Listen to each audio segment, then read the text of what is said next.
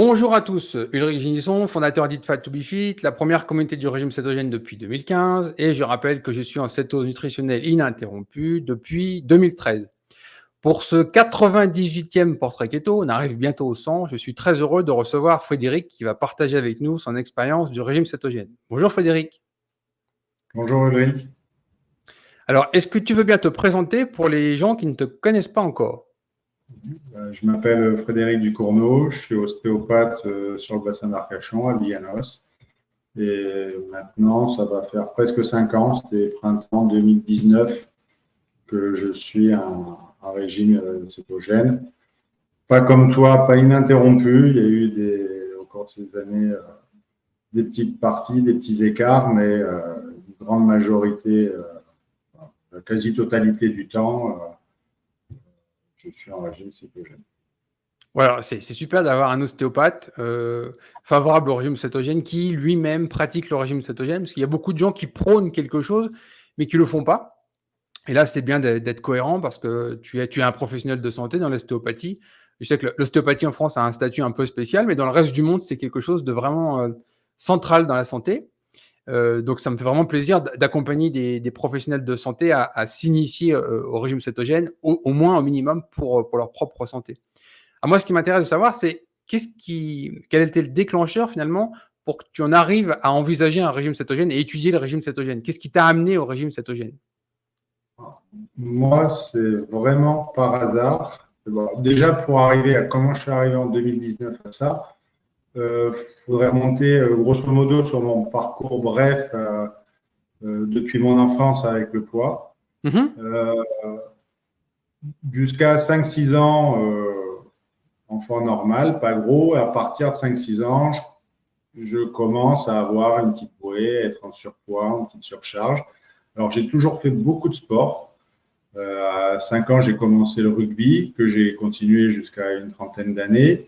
Mais à côté de ça, j'allais courir, je nageais, j'étais avec mon petit frère.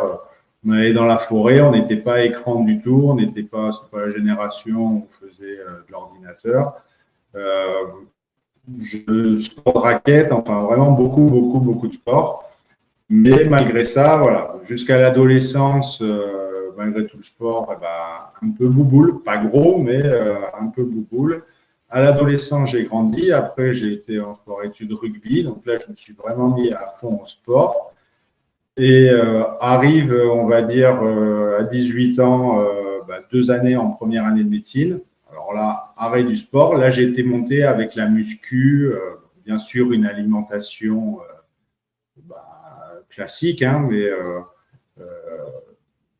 pas hyper sucré forcément, parce que j'ai pas le palais sucré, j'ai plutôt le palais salé, mais je mangeais des pizzas, des pâtes, de la viande, du fromage, voilà. Mais j'allais pas sur les gâteaux, enfin voilà. Arrive donc 2 années où je m'enferme, et là, de 100 kilos de rugbyman, je passe à 135 kilos en 2 ans. Ah oui. Donc, parce que tu t'enfermes 18 heures par jour pour bosser, pour avoir le concours. Le seul moment de plaisir, c'est la plâtrée de carbo que tu te fais. Tu es tout le temps en train de manger. Bon, toujours salé, mais voilà. Arrivent donc les 2 années de médecine. On reprend une vie, je reprends le sport. Donc, à 20 ans, j'arrive rapidement à reperdre. Le premier gros régime plutôt hypocalorique avec à fond du sport. Je reviens à mon poids, je me remets à jouer au rugby et jusqu'à ma trentaine d'années où je joue au rugby, c'est du 100 kg, 110 kg l'été. Quand la saison de rugby s'arrête, tout l'hiver, je fais de la muscu, je fais du sport, voilà. Mais quand arrive l'été, en 2 mois d'été, je t'en prends 10. Voilà. En 2014, j'arrête le rugby. En 2013, j'arrête le rugby. Ma femme tombe enceinte. Et là, grossesse parallèle. Je fais une grossesse parallèle et je remonte à nouveau, je n'avais jamais battu ça, à 137 kilos. Arrêt du sport en 6 mois, truc énorme. Donc là, j'ai mes belles filles qui, à Noël 2014, me disent connaissez, sportif, truc comme ça. Elle me fait une inscription au marathon des villages, qui est le marathon du Bassin-Arcachon, en disant, tu as 10 mois pour te remettre en forme. Donc, classique, régime hypocalorique, le sport à fond, je cours. En vieillissant, de plus en plus dur, autant à 20 ans, en 2 mois, je t'avais tout perdu, autant de faire le yo-yo sur toutes ces années, plus ça va, plus c'est compliqué. Je fais mon marathon, je m'aperçois que j'aime pas trop courir, mais je découvre le trail, je fais des trails roulants, et puis petit à petit, je passe, j'aime la montagne, je préfère ce qu'on appelle la rando-marche, donc je commence sur des 15-20 km en montagne, et puis tu cours en descente, c'est sympa. Et toujours pareil, une fois que j'ai atteint mon objectif, j'ai fait mon régime hypocalorique, et je m'arrête un mois ou deux de faire un peu de sport un peu moins intense et je reprends 5-10 kilos. Donc, j'oscille dans cette période-là entre 100, 110. Pour l'objectif, j'arrive à descendre à 95. En 2017, je fais le marathon des sables en mode glucide. Hein. Là, j'arrive au marathon des sables à 93 kilos, super affûté. J'en sors à 89. Bon, j'ai faim, c'est terrible. Pourtant, tous les autres, je me retrouve dans une tente où on est avec 3 champions sportifs de haut niveau, 3 amateurs. Moi, j'ai un sac, je me connais, je mange comme 4 parce que j'avais un appétit dog. Hein, c'est 3 plâtrés de pâtes. Enfin, et quand ils imposent 2000 calories par jour minimum, moi, je voyais à l'entraînement, avec 3000, j'avais hyper faim. Je pars, j'ai 2500, j'ai le sac qui est le plus gros de la course, je pense. Je perds quand même 4 kilos, je fais mon marathon des sables. Derrière, je remonte à 100 kilos. Voilà. Et donc, c'est comme ça jusqu'à 2019, où pour la première fois, j'ai une patiente qui me dit je connais quelqu'un, coach de vie. Il me fait manger, il m'a mis au régime et il me fait manger que des graisses. Alors là, je crée l'aberration en rentrant pas à elle, hein, bien sûr, mais je rentre chez ma femme, je lui dis purée, j'ai entendu parler d'un régime, là, je te raconte pas, c'est faut bouffer que du gras. Je saute pas forcément sur l'occasion, je vais pas me renseigner plus que ça. Et arrive donc Pâques 2019, je suis à 115 kilos. Je suis à 1 mois d'un 42 en montagne. Je suis pas prêt du tout. J'ai pas d'entraînement. Et là, je passe Pâques. Ma sœur qui vit au Canada, qui est mariée à un Canadien à Toronto, vient pour Pâques. Donc, je mange normalement, classique. Je me resserre avec un peu d'alcool, bien sûr. J'ai le côté alcool un peu festif. Donc, je ne bois pas du tout de la semaine, je ne bois jamais. S'il n'y a pas de festivité, je ne peux pas boire pendant 4-5 mois. Et puis, des fois, on peut boire le week-end, 2 week-ends d'affilée ou un week-end ou 2 week-ends dans le mois. Donc, mais c'est surtout l'alimentation. Et donc là, je décide, donc je me dis, allez, perdu pour perdu. De toute façon, comme j'aime manger gras, j'aime la viande, j'avais regardé un petit peu, j'aime la viande, je me dis, allez, tu vas faire ce régime-là. Et je crois que là, j'ai fait toutes les erreurs. J'avais compris juste qu'il fallait faire 80% de lipides, 20% de protéines et pas de glucides. Et comme moi, je suis extrême dans tout ce que je fais, quand je fais un truc, je le fais à fond. Donc, je me suis dit, les glucides, 0 g de glucides. Donc, je suis parti sur de l'huile d'olive avec de la sardine, du fromage et de la viande quasiment carnivore. Je ne suis pas trop légumes, donc voilà. Et je perds un peu de poids rapidement, mais je suis pas céto-adapté du tout. En même temps, je fais du sport parce que je me préparais. Donc là, ça a été une misère terrible pour faire 5 km. Je courais à 6 km/h. C'était un parcours du combattant terrible. Je mettais presque 1 heure pour faire le truc. Enfin, affreux pendant mal à la tête. Enfin, toutes les erreurs possibles. Et à 1 mois et demi, je fais la course, j'étais passé à 109, j'avais quand même perdu 7 kilos, en n'ayant plus faim. Les premiers bienfaits, ça a été, je dors bien. Moi qui avais toujours eu un sommeil hyper léger, pas réparateur, je me réveillais 10 fois par nuit, toujours en train de réfléchir. Là, dans les premiers bienfaits, je me dis, il y a quand même des avantages. Plus la satiété. Voilà, et petit à petit, je m'aperçois que je mange moins. Le sport revient. Et je fais donc cette course, ce 42 km avec 3000 mètres de dénivelé, avec mon beau-frère et un copain. Alors, vu que j'ai pas l'entraînement et tout ça, je passe pas une barrière horaire, mais en 7h30, je fais quand même 32 km, les 3000 mètres, et surtout sans manger. Alors que sur les années précédentes, sur les trails, c'était la montagne russe, quoi. Je passais des moments où j'étais super bien d'entrée, et au bout de 2h30, il fallait que je mange, j'étais pas bien, je faisais des hippos, je crampais. D'autres fois, j'étais bien d'entrée, et puis où j'étais pas bien d'entrée, et après j'allais bien. Enfin, là, petite puce à l'oreille en me disant t'es pas mal. Donc, pour pas faire de bêtises, je décide d'appeler ma patiente et de lui dire c'est qui vous conseille. Et alors là, je tairai le nom parce que j'ai appris après que c'est un peu un mythomane. Et en cherchant moi-même de mon côté, parce que pendant 6 mois, il m'a suivi. Et puis, en m'inscrivant à la CETO Academy, en fait, j'ai vu qu'il plagiait, en fait. À chaque fois qu'il me donnait des anecdotes, c'est en te lisant que je me suis dit, ça, c'est exactement ce qu'il m'a cité, c'est exactement ce qu'il m'a cité. Donc, de moi-même, je lui posais des questions, il ne me répondait pas, parce que finalement, là, il me faisait manger, mais beaucoup, beaucoup, beaucoup, beaucoup.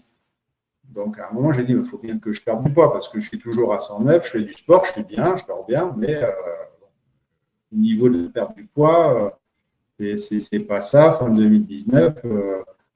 Donc, je lui ai envoyé ma femme devant les bienfaits que ça faisait. Et puis là, il y a eu un gros clash. Je ne sais pas ce qui s'est passé dans l'entretien.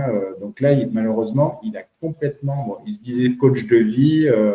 J'ai appris après qu'il avait vendu une patientèle de diététicien, un diététicien qui était fictif. Là, vu l'entretien, j'ai été rechercher son nom. Il me disait qu'il prenait la diète keto depuis 30 ans. Là, maintenant, il est passé à la WinFood. Enfin, non. Donc, gros mythomane. J'ai laissé tomber. Moi, à force de lire, de me renseigner, je me suis géré tout seul. Donc, à partir de fin 2019, j'ai bien eu la CETO Academy. Je voulais bien savoir. Donc, moi, je me suis piqué beaucoup pour les cétones, pour la glycémie. Et j'ai appris à me gérer comme ça. J'ai essayé de remettre ma femme un petit peu là-dessus, vu les bienfaits que ça faisait, mais il m'a tellement braqué. Elle a été voir d'ailleurs Valérie Mouline, que j'ai vu entraîner, qui n'est pas très loin de chez moi, à Kissos. Mais bon, il l'a tellement braqué avec le truc, donc malheureusement, elle, de son côté, je suis le seul à la maison. Ah ouais, ça n'est arrivé là. En fait, la vie a fait que tu as rencontré vraiment un Charlot. Et bon, tu sais, j'ai été un des pionniers en régime cétogène en France. Il y en a beaucoup qui ont voulu siphonner mon travail, le réutiliser, etc., sans même comprendre.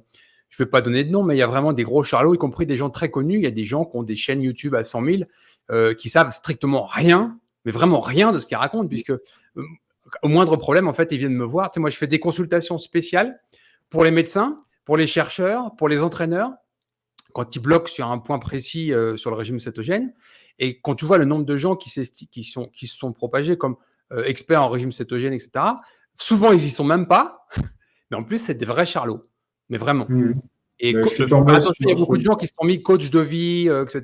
Ça n'a aucune valeur juridique, vraiment. C'est-à-dire qu'aujourd'hui, moi-même, je n'ai pas le droit légalement de faire une consultation nutritionnelle parce que je ne suis ni diététicien, ni médecin, ni médecin nutritionniste, je ne suis pas médecin ni naturopathe, donc j'ai pas le droit de faire ça. Et aujourd'hui, il y a des coachs qui font ça, ils n'ont pas le droit. C'est-à-dire qu'au moindre problème, et typiquement, je vais donner un exemple, mais une personne qui est sous traitement de diabète de type 2 ou qui a un traitement hypotenseur et qui va faire un régime cétogène qui n'est pas correctement encadré, la personne décède, l'autre, il va en tôle en face. Concrètement, c'est un exercice illégal de la médecine.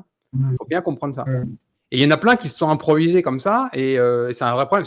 C'est comme faire la différence entre un ostéopathe et un rebouteux. Tu sais, dans le temps, dans les campagnes, tu avais le rebouteux, et c'était des trucs qui se transmettaient de personne en personne.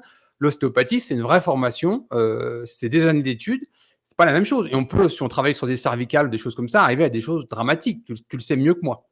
Et en régime cétogène, il y a le même problème.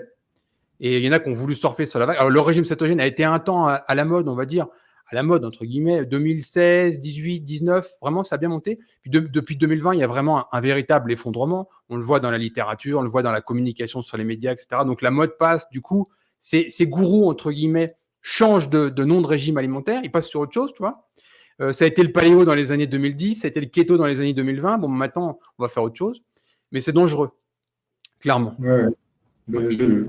Donc, et ce qui est dommage, en fait, c'est que ta femme, en ayant eu les mauvaises informations, en est presque arrivée à être dégoûtée alors qu'elle pourrait être avec toi en faisant un régime cétogène simplement, quoi. ben oui, mais bon, c'est comme ça.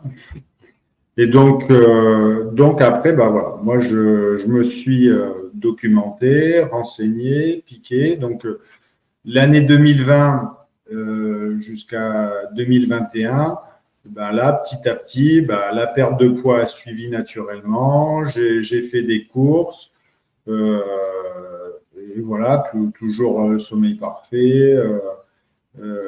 Baisse aussi des douleurs articulaires parce que j'ai eu pas mal de blessures, moi, surtout quand j'étais en cétose profonde. Et avec le Covid, il y avait beaucoup moins, enfin en 2021, j'ai eu moins l'occasion de sortir de la cétose et j'ai vraiment pendant un an peu de festivités avec les copains. On est abonné à l'UBB, au rugby. Donc, comme c'était à huis clos, voilà, j'ai moins vu les copains, donc un petit peu moins d'alcool une fois par mois. Vivre en céto, quand on allait au resto avant, il n'y avait pas de problème. C'est pas gênant pour ça. Je prenais pas les frites, ils sont viandards, je prenais de la charcuterie, donc ça, aucun souci. Et donc, année 2020-2021, une cétose profonde avec plein de bienfaits au niveau douleur articulaire sur mes épaules quand je faisais des pompes et tout ça. J'avais plus rien, je pouvais faire du sport, vraiment top, quoi. Donc ça, c'est en 2021. J'augmente petit à petit les courses aussi. Je stabilise mon poids pendant un an et demi. Là, je suis vraiment entre 92, 93, 94, peu d'oscillation. Pour un taux de masse grasse, je descendais à 18% de masse grasse, là, à 17%. Et surtout, le bienfait, c'est là, cet été-là, en juillet 2021, je fais un 65 km avec 4500 à Luchon, là, qui est réputé être dur parce que tu ne dois pas passer 24 heures dehors. Donc, il commence à 5 heures le matin, il faut être rentré avant 22 heures le soir, quoi. Donc, les barrières horaires sont quand même poussées, contrairement à d'autres trails où ils te laissent un peu plus de marge. Donc, il faut quand même aller vite. Et puis, voilà, que des bienfaits parce que les potes qui le font avec moi, ils sont tout le temps en train de manger. Alors, à l'époque, je n'avais pas osé partir à jeun.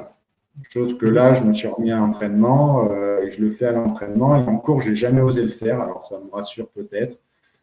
Je me mange mes 3 œufs avec du fromage, une tranche de pain complet pour un peu de glucides que je me dis je vais les cramer de toute façon sur la course. Mais après, sur 75 bornes et 16 heures d'effort, j'ai rien mangé. J'ai bu que de l'eau. Je prends mes pastilles de sel. Ah, ça, c'est ce que j'avais sur les micronutriments. Donc, au début, je n'étais parti que macro, moi. Et maintenant, je fais hyper attention aux micronutriments. On reviendra sur ce que je mange après, mais voilà. Et ce qui fait que, comme moi j'aime beaucoup manger la même chose, quand j'aime, je peux en manger tout le temps, que je ne varie pas, que je n'aime pas forcément les légumes, je sais qu'on peut faire du très varié. Donc moi, je prends quelques compléments alimentaires pour être sûr que, au niveau des micronutriments, voilà, le matin, je prends 2 multivitamines, le soir aussi, et je prends un comprimé d'oméga 3 et de la vitamine D. Voilà. C'est tout pour ne pas être carencé par rapport à ça. Parce que je sais que dans l'alimentation que je mange, ce n'est pas assez diversifié pour subvenir à tous les besoins et je n'ai pas envie de manger certaines choses. Oui, alors c'est important ça, parce qu'on peut faire un régime cétogène parfaitement formulé, 100% des micronutriments juste avec l'alimentation. Par contre, c'est sport, ça nécessite souvent de manger quasiment tout le temps la même chose, une assiette très diversifiée, c'est-à-dire qu'il va falloir manger un peu d'huître, un peu de moule, un peu de viande, enfin un peu de foie, etc., pour avoir tous les micronutriments, aussi bien vitamines que minéraux, oligo-aliments. Et quand on veut pas le faire, c'est pas un échec de se dire, moi j'ai pas envie de m'embêter avec ça, pour assurer le coup, je prends des vitamines. Puis voilà, c'est un choix personnel. L'important, c'est par contre de jamais entretenir une carence, c'est tout. Tout à fait. Alors du coup, j'en profite pour passer un coucou à Franck Romanet, parce que je ne sais pas si tu connais Franck Romanet, qui était en Corrèze, qui est maintenant, qui faisait une formation de kiné. Je l'avais formé au régime cétogène. Il m'avait demandé une intervention quand il était encore en activité dans son équipe. Et il avait aussi témoigné des bienfaits de son régime cétogène, parce qu'il avait eu vite des résultats et était super content. Donc le régime cétogène pour performer au rugby, il y en a beaucoup qui le font maintenant. Bon, maintenant, je suis plus au trail. Je n'ai pas pu tester au rugby, malheureusement. Mais c'est très utilisé. Bon, les All Blacks, j'en avais parlé il y a longtemps, mais après, à un autre niveau, il y en a beaucoup qui l'utilisent parce que tu arrives à avoir une masse musculaire très importante, une masse grasse très faible, et donc ça te permet d'optimiser tes entraînements, et il n'y a pas de problème pour performer à très haut niveau en régime cétogène pour le rugby. Pour le trail, c'est encore plus facile pour le trail, parce que comme c'est un sport vraiment d'endurance, plus tu montes sur la distance et plus c'est évident de dire je travaille ma capacité à brûler du gras, puisque de toute façon, ta filière glucidique ne sera pas suffisante pour couvrir un 100 km, 160, 200, 300 km. Voilà. Donc, c'est super efficace, quoi. Mais pour être passé par là, c'est flagrant. C'est flagrant parce que pour avoir essayé de faire le marathon, j'étais en mode gel.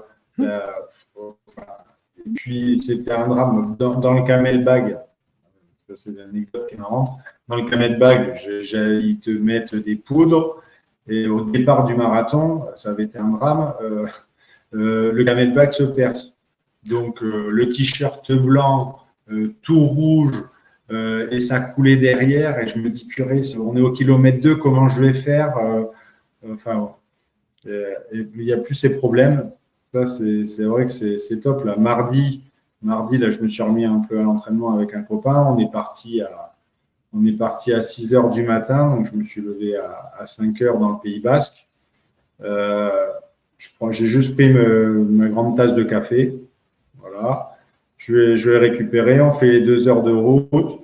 On se fait 20 km en montagne avec 1500 de dénivelé. Bon, lui, il a ses sandwichs, ses bars. Moi, j'ai rien mangé. J'ai juste 3 litres d'eau. J'ai mes pastilles de sel et mes pastilles de magnésium. Voilà. On arrive, il remange, on se change, on fait la route. Bon, lui, il va se coucher, il a posé une journée. Moi, j'ai été à 4 heures chercher mon fils à l'école. Je l'ai ramené à la maison et de 5 heures à 20 heures, j'ai fait 6 patients. Et au final, j'ai rien mangé depuis la veille au soir. Et le soir, je me suis fait une belle entrecôte. Mais tu sais, de façon ironique, Tim Noakes avait proposé, je rappelle Tim Noakes qui nous avait fait la préface de notre premier livre, grand professeur sud-africain de nutrition et de sport.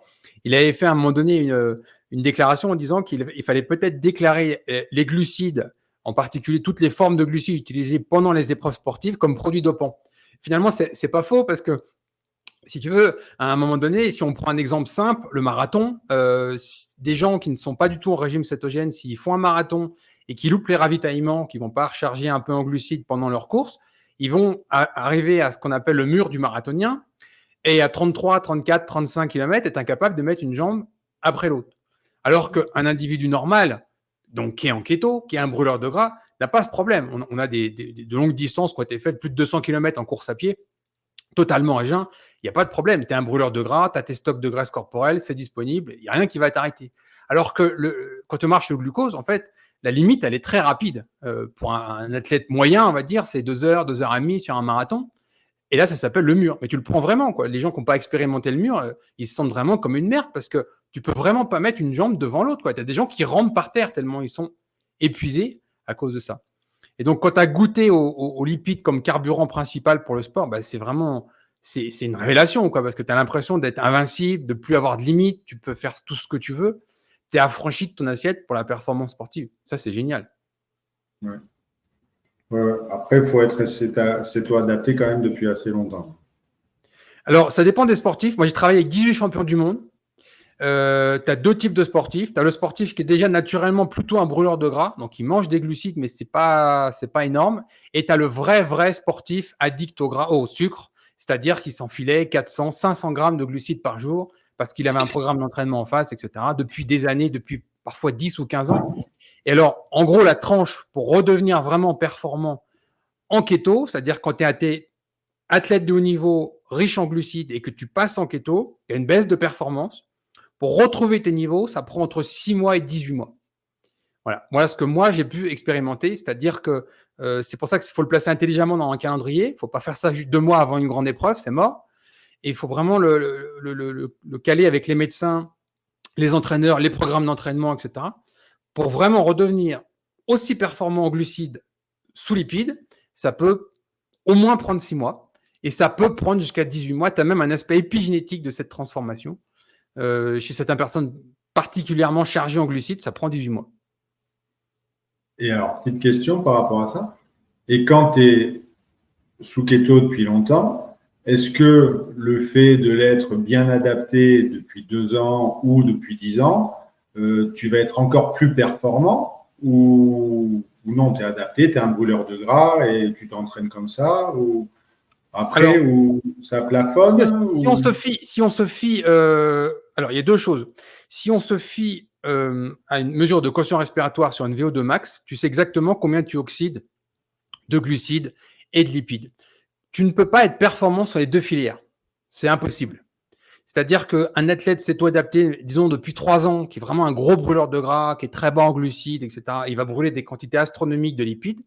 Cet athlète-là, si sur une épreuve, tu inverses tout et tu le remets à tourner aux glucides, il va foirer. Vraiment. Donc, il est performant sur du gras, il est plus performant sur des glucides. Cette célèbre flexibilité métabolique, c'est un mythe. Alors oui, il est capable de n'oxyder, mais pas à un niveau aussi performant que s'il était en permanence entraîné aux glucides.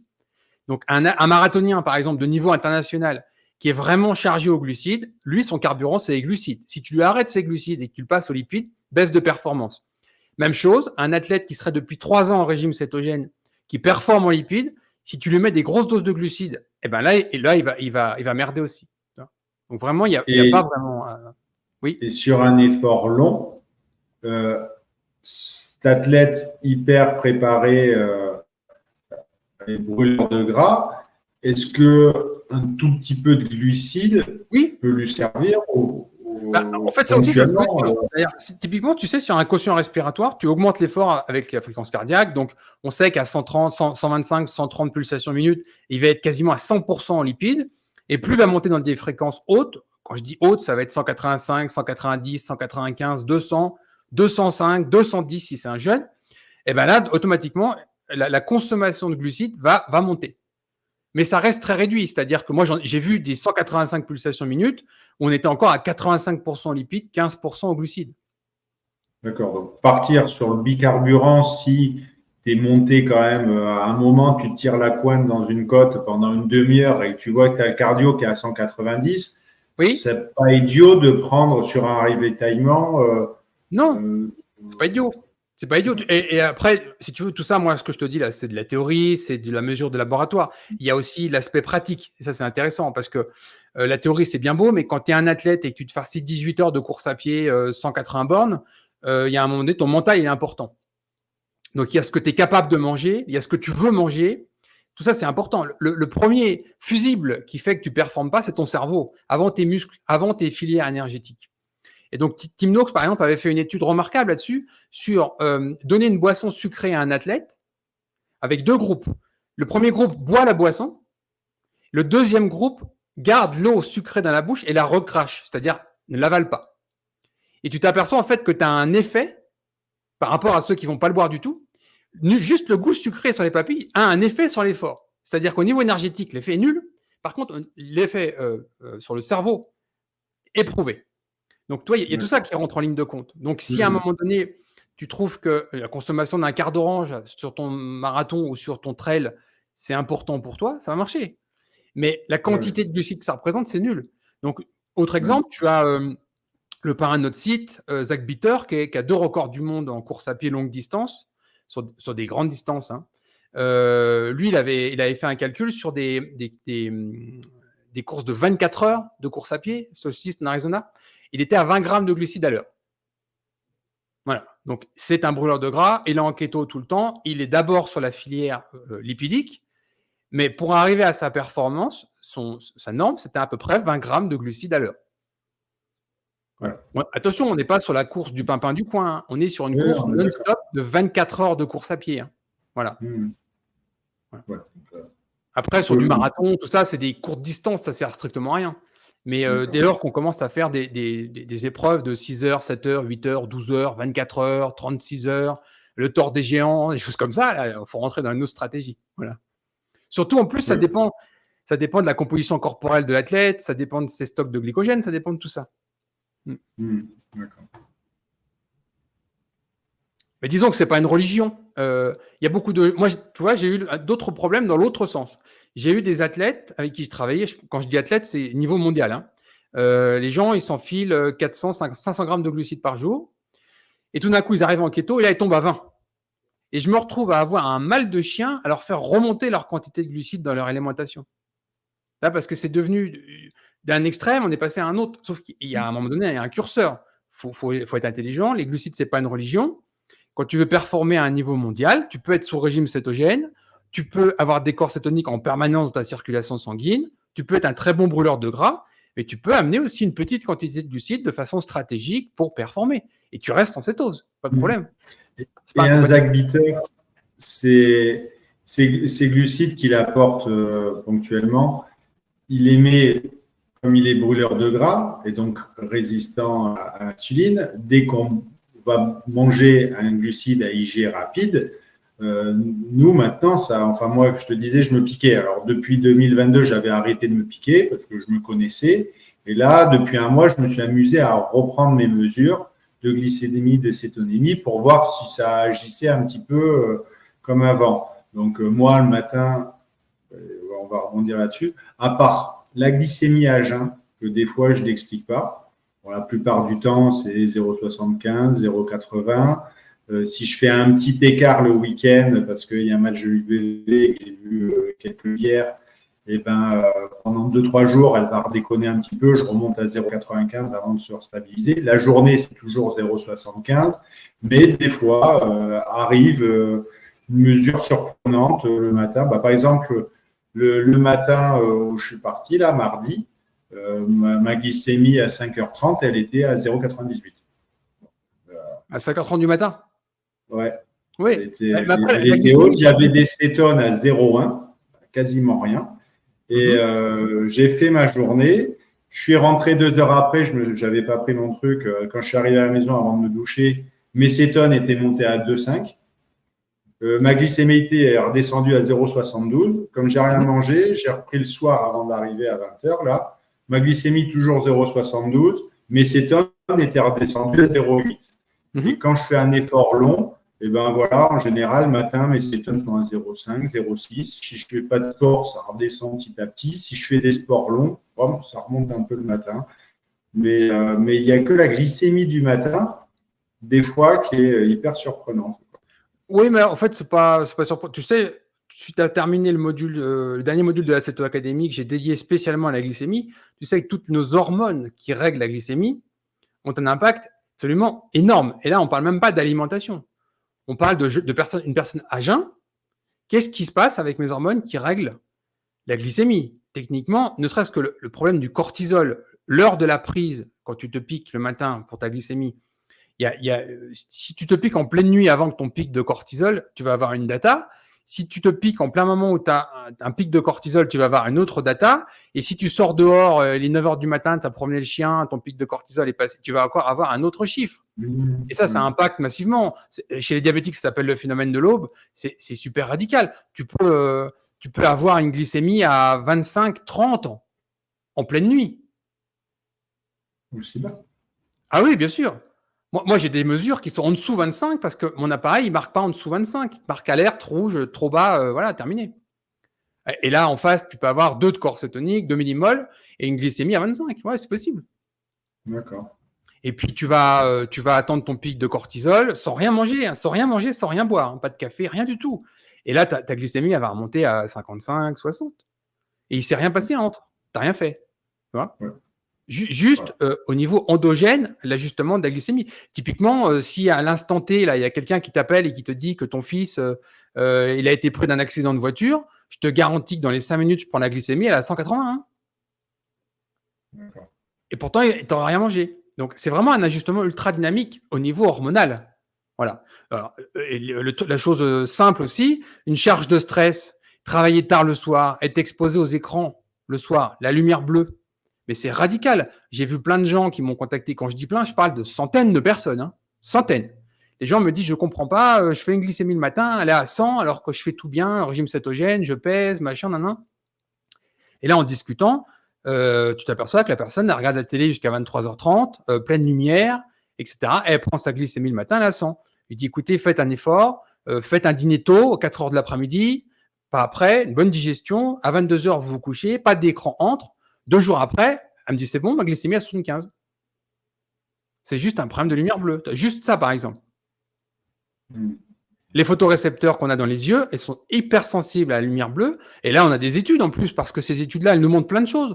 Que ces études, que cette lumière bleue impacte l'appétit. C'est-à-dire les gens qui vont être exposés à cette lumière bleue versus ceux qui ne le sont pas ont un appétit qui est décuplé. En plus, un goût prononcé pour les glucides. Ben, c'est directement lié à la glycémie, quoi. Tu as même une étude qui a montré que l'exposition à la lumière bleue était au centre du sujet. Tu sais que quand tu as une forme d'obésité, il y a 2 points super importants. Le nombre d'adipocytes et le volume des adipocytes. Ça fait 2 choses très différentes. La lumière bleue impacte directement la quantité d'adipocytes. Donc, on a un vrai problème avec ça. Et ça rentre directement dans un problème glycémie. Moi, ça fait 11 ans que je suis en régime cétogène, de façon ininterrompue. Ma glycémie moyenne, c'est en 60, 65, des fois 55, des fois 68, bon, autour de ça. Et c'est totalement stable. Par contre, je fais très attention à ma lumière bleue. J'ai des lunettes, tu sais, des lunettes comme ça pour me protéger si je dois avoir un écran le soir, etc. etc. Il y a Valérie Moline qui faisait ça aussi. Valérie Moline, c'est moi qui l'ai formée au régime cétogène. Elle nous a donné son témoignage dans les portraits keto. Et en France, il y a des gens qui portent ça, c'est juste parce que ça fait, je sais pas, 5 ou 6 ans que j'ai expliqué ce que ça faisait sur la chronobiologie, etc. Et donc, pour en revenir à Zach Peter, ou toi, si tu fais une course comme Zach et que tu vas prendre 20 grammes, prendre un gel avec un index glycémique hyper élevé, ça ne va pas te Ouais, il tourne pas à ça, tu sais, ça fait longtemps. Je n'avais pas dans la Ceto Academy aussi. Beaucoup. J'ai un ami qui s'appelle Peter Defty, qui est un des pionniers sur l'approche low carb, keto, même s'il n'aime pas utiliser ce mot-là, et qui a créé un produit qui s'appelle Vespa Power. Et tous les gens qui tournent ici aux États-Unis en trail de haut niveau en étant en keto, ils tournent avec ça. Et ça va très bien. Ils prennent un gel, un 25 à l'heure ou 2 25 à l'heure et c'est réglé, ils ont leur dose de glucides. Et je parle pour des ultras qui sont genre celui qu'on a à Leadville, la Hard Rock, etc. C'est des 160 km, quoi. Et il ne risque pas, donc, ce pic de glycémie, de faire une hypoglycémie derrière. Non, il n'y a pas d'hypoglycémie. En fait, quand tu as l'absorption du glucose, alors on ne va pas parler du détail des sucres, mais ça ne sert à rien. Pendant un effort, n'a rien à voir avec quand tu es sédentaire. Tu vois, il y a Dominique D'Agostino qui avait aussi popularisé ça il y a longtemps et il montrait en fait ce que ça faisait de boire un Coca-Cola, un simple Coca standard au sucre et pas au sirop de fructose. donc le coca mexicain, et pendant un effort. Et en fait, la glycémie est totalement stable. C'est-à-dire pendant tout son effort, sa glycémie reste à 80, 85, etc. Ça bouge pas. Donc, j'en reviens à ton côté plaisir du cerveau pendant un trail. Finalement, le coca, si tu veux prendre une gorgée au milieu de tes gorgées d'eau, c'est pas ça. J'en avais peur. Tu vois, par exemple, Non. T'as pas d'hypoglycémie réactionnelle avec ça. Okay. Non. Et alors, c'est clair que, par exemple, si tu es à jeun le matin et que tu te dis, je vais m'enfiler 250 millilitres de jus d'orange, ta glycémie, elle va monter à 220, 240, 250. Ça, pas de problème. Et donc, derrière, ça va descendre bas aussi. Bon. Maintenant, pendant un effort, déjà, il ne faudrait pas les boire en cul sec. Il faudrait l'étaler. Ça peut se passer et la glycémie va être totalement stable. Ta glycémie, elle va être plus impactée par rapport à ton effort en tant que tel qu'avec cet petit apport de glucides. Alors, c'est pareil, hein, parce que les gens, ils ne comprennent pas, c'est une histoire de proportion. Beaucoup de gens font un régime cétogène avec 20 grammes, voire 50 grammes de glucides par jour, net. Et je l'ai déjà dit, mais ce n'est pas moi qui l'ai dit à la base, c'est Tim Noakes. Il avait dit pour les athlètes élites, quand je dis élite, c'est niveau mondial Ironman. Hein. On est sur des gens qui font en 7 heures un Ironman. 150 grammes de glucides sur un Ironman, c'est pas stupide. Les gens ont dit, attends, 150 grammes dans un régime cétogène. Oui, c'est des gens qui sont à un niveau mondial Ironman, ils vont manger 150 grammes de glucides. Pendant que tous les concurrents sont entre 120 et 140 grammes de glucides à l'heure. Voilà, donc il faut remettre les choses dans le contexte. Oui. Et ces gens-là, ils restent en cétose. Si on les pique n'importe quand, ils sont tout le temps en cétose. Et on va dire que même s'ils ont des efforts à 180, 185 pulsations minutes, ils sont encore à 85% d'utilisation de la filière lipidique sur leur effort. C'est-à-dire, c'est des gens, s'ils voulaient, ils pourraient faire leur Ironman à jeun. D'ailleurs, tu as un exemple typique qui est Paula Newby-Fraser. Alors, je ne sais jamais si c'est 5 fois ou 6 fois médaille d'or à Ironman, donc championne du monde, qui a, sur un malentendu, performé toute sa carrière en carnivore diète, en interprétant mal ce que Tim Noakes lui avait dit. Et on est dans les années 89, 90, 91, 92. Hein. Donc, il n'y a pas de problème pour performer sur du gras. Voilà. Mais de l'autre côté, ce n'est pas une religion, en fait.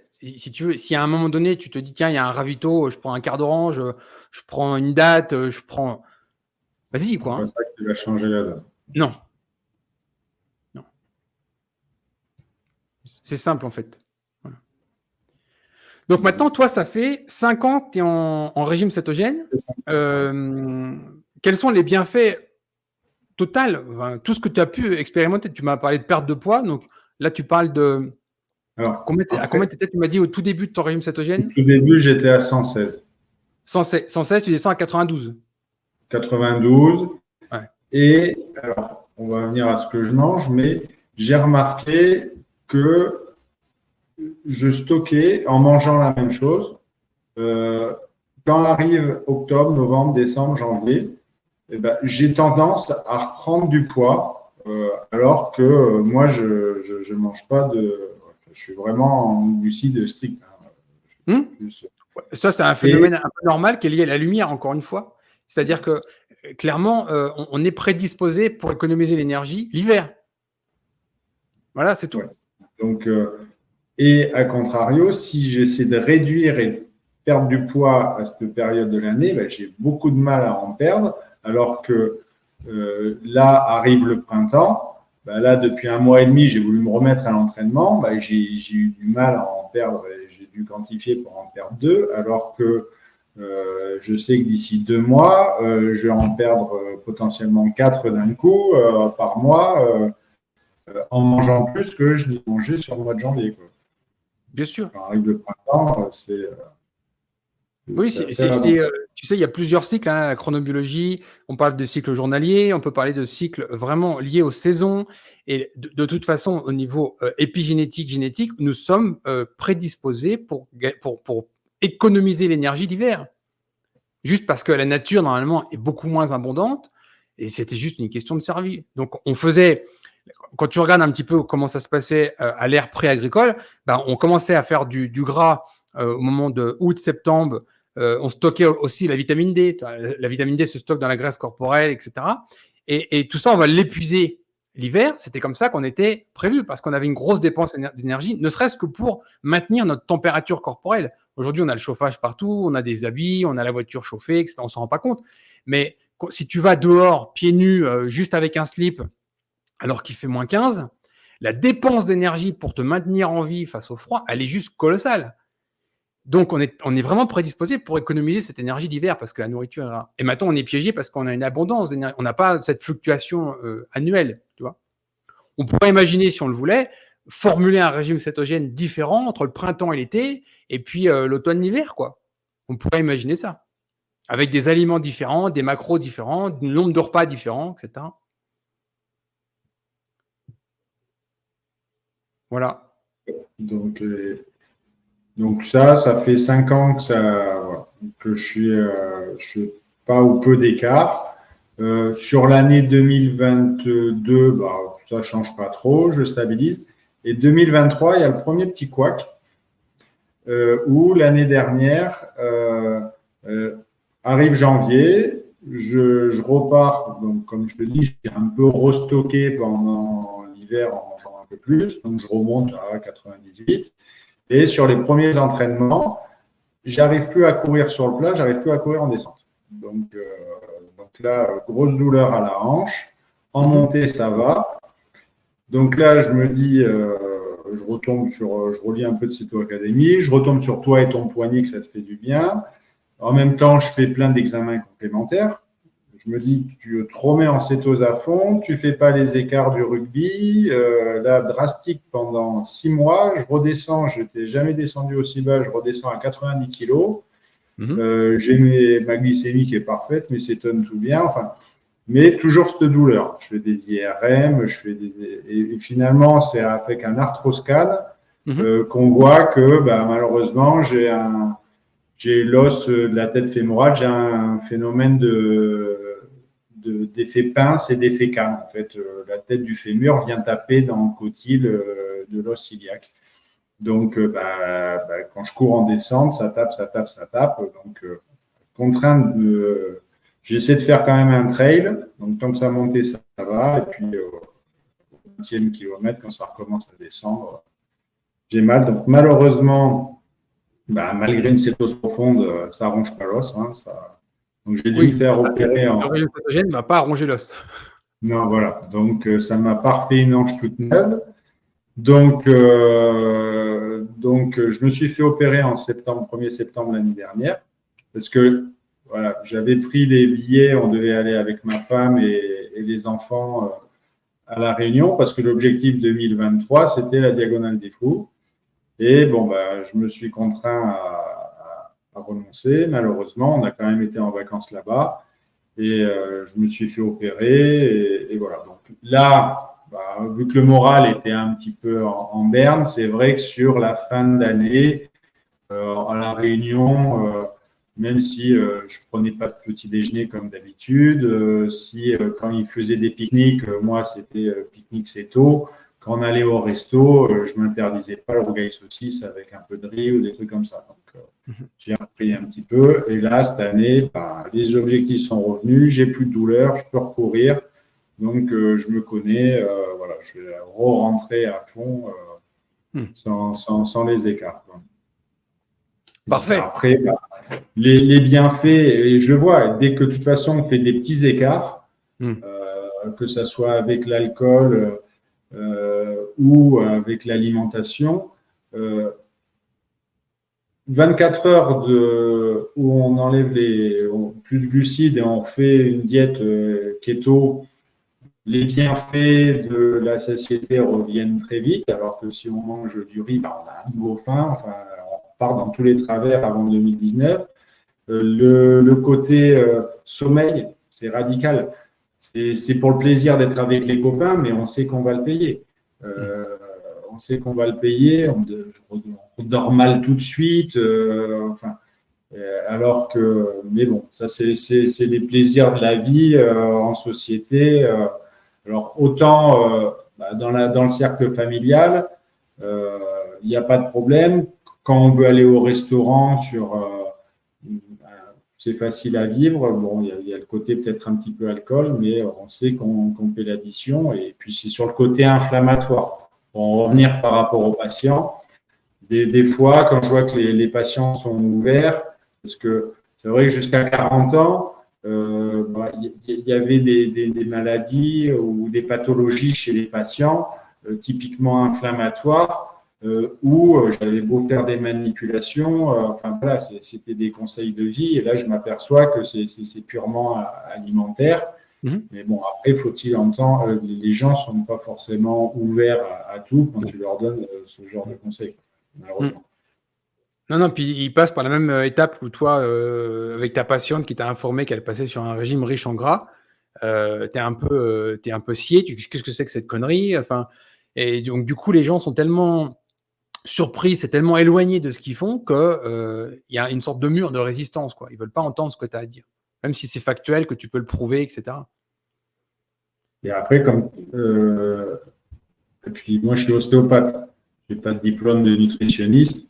Donc, quand il y a eu quelques patients qui sont venus me voir et je donne des conseils par rapport à ça, parce que ils m'avaient vu certainement, je suis référencé dans le site, c'est l'académie. Donc là, j'aide à accompagner, par rapport aux douleurs qu'ils peuvent avoir. Mais c'est vrai que toi, de dire aux patients, là, vos douleurs, mécaniquement parlant, moi, je ne peux pas faire grand-chose. Je pense que c'est plus un travail de fond à faire vous avec l'alimentation. C'est compliqué parce que derrière, s'ils se retournent contre toi, enfin, légalement parlant, s'il y a un souci, tu peux être responsable. Donc, j'avais essayé ça avant le Covid, de repasser un diplôme universitaire, puis ça a bugué au niveau diététique. Alors, c'est très bien que ce qu'ils allaient enseigner, c'était le contraire de. Mais bon, j'y allais dans l'idée de passer ce diplôme pour que j'ai un DU de diététique pour pouvoir plus dire tout le contraire de ce qu'ils m'auraient appris potentiellement. Voilà, bon. Exactement. Ouais. Malheureusement, c'est ça. C'est passer un diplôme où, en gros, tu vas désapprendre tout ce que tu as appris juste pour pouvoir pratiquer, mais au moins, tu as le diplôme. C'est compliqué, mais… Voilà. Et puis, bon, le Covid est arrivé par là, et puis, j'ai pas pris le temps de… tu vois, je vais rappeler un exemple. Je sais pas si tu l'as vu, mais le portrait keto de Marie-Laure, double arthrose, donc des genoux, grade 3, grade 4. Le chirurgien lui promet des prothèses. Typiquement, toi, c'est dans ton cadre d'intervention. Quelqu'un qui a 60 ans, qui arrive avec de l'arthrose au genou, c'est courant. Et elle fait un régime cétogène, 18 mois terminé, plus rien, elle galope. Hein. Alors qu'elle est obligée de monter ses escaliers à genoux, tellement elle avait mal au genou. Voilà. Concrètement, c'est ça. Et toi, ostéopathe, tu peux rien dire. Kiné, peut rien dire. L'orthopédiste, il peut rien dire en nutrition. Sauf que le problème, c'est que le nutritionniste ou le diététicien n'est même pas au courant que c'est possible. Du coup, les gens se retrouvent totalement seuls. Mais oui, je sais bien. Et là dernièrement, alors je voulais la rappeler, puis j'ai pas eu le temps, ça s'est enchaîné là. J'ai vu un des entretiens que tu as fait avec je ne sais plus qui, et où tu parlais d'une clinique au Texas qui traitait les cancers des chiens et qui avait 70% de rémission sur ces cancers. Oui, la clinique Ketopet au Texas qui a été fondée par le couple Pena qui a fait fortune dans les bars Quest. Ils ont créé une fondation et c'est la fondation qui alimente en argent toute cette clinique parce qu'elle-même est très amoureuse de chiens, elle a beaucoup de chiens, elle adore les chiens. Donc, elle a les moyens de le faire, elle a créé cette fondation et elle finance cette clinique. Ouais. D'accord. Et donc, cette patiente vient me voir et bon, au cours de la discussion, elle est déjà venue plusieurs fois, elle me dit mon chien est en cancer terminal, le veto dit que c'est carrément foutu, là, il n'a aucun espoir. Donc, je lui ai dit, essayez de le passer en alimentation cétogène. Alors, elle est végane. Donc, elle me dit, il va falloir que ça soit très compliqué, mais elle aime son chien. Donc, elle me dit, je ne me vois pas découper de la viande, même des œufs, enfin bon. Mais elle me dit, je vais peut-être faire l'effort. Bon, je ne l'ai pas rappelé, je n'ai pas eu le temps, mais je vais voir si… essayer de le faire. Et puis, si ça marche pour son chien, si c'est pas trop tard, et qu'il y ait une rémission, peut-être que ça lui ouvrira les yeux sur ces douleurs inflammatoires qu'elle peut avoir et les Bah oui. carences qu'elle a. Le vrai problème, en fait, c'est que le chien, c'est un carnivore, pas un carnivore exclusif comme le chat, mais c'est un carnivore. Et donc, les gens ne savent pas, en fait, que quand tu regardes les paquets de croquettes qui sont donnés aux chiens, c'est majoritairement des glucides, comme les humains, à base souvent de maïs, mais ça peut être du blé ou du riz, et ça n'a rien à foutre dans l'alimentation d'un chien. Et c'est ce qui vient alimenter son cancer. Et donc, la clinique Ketopet, alors ils font des essais aussi, donc un régime cétogène strict. Ils rajoutent certains types d'acides gras, ça peut être C8, C10, huile de coco, des choses comme ça. Ils ont un caisson hyperbare où ils font un traitement à 100%, à 2 atmosphères, 100% d'oxygène pour les chiens. Il n'y a même pas de caisson hyperbare public en France. Ça, c'est juste pour montrer le retard. Moi, quand j'ai commencé à parler des caissons hyperbares, je disais aux gens, le premier, le plus proche en France, il est à Londres. C'était 90 livres sterling de l'heure. Tu l'utilises en libre service. Donc, c'est un vrai caisson hyperbare, 2 atmosphères et demie, saturé à 100% d'oxygène. Pour le cancer, c'est génial, mais tu prends les Chinois, ils en ont 5000 en libre service. 5000. Et ils traitent 50 pathologies officiellement reconnues avec. Tu vas à Tel Aviv, tu as le plus grand du monde, qui ressemble à une carlingue d'avion, où ils rentrent je ne sais plus combien de dizaines de personnes en même temps dedans, pour traiter du diabète de type 2, des plaies qui ne cicatrisent pas, des AVC, etc., etc. En France, rien, c'est le désert. Et pour la médecine vétérinaire, c'est la même chose. J'aurais adoré interviewer un vétérinaire qui utilise le régime cétogène pour les animaux, en particulier le chien, parce que ça marche très bien. Malheureusement, en zone francophone, j'en ai jamais trouvé. Voilà, c'est dommage. C'est sûr. Mais bon, ça marche, hein. Concrètement. La clinique Ketopet, donc c'est Ron Pena et Shannon, son épouse, qui ont fondé ça. C'est pas nouveau, ça a 10 ans maintenant. Ils se sont dotés du premier PET scan vétérinaire privé du monde. Ça vaut une fortune, hein. Voilà. Et il est payé sur fonds privés, ils n'ont rien demandé en subvention, c'est chez eux. Et en plus, cerise sur le gâteau, tous les chiens qui sont rentrés dans les cohortes ont été soignés gratuitement. Parce que l'idée, c'était de faire de la data scientifique. Voilà. Donc, ton parcours est remarquable. 5 ans de régime cétogène. Tu as pu l'expérimenter pour le sport, l'expérimenter pour le poids.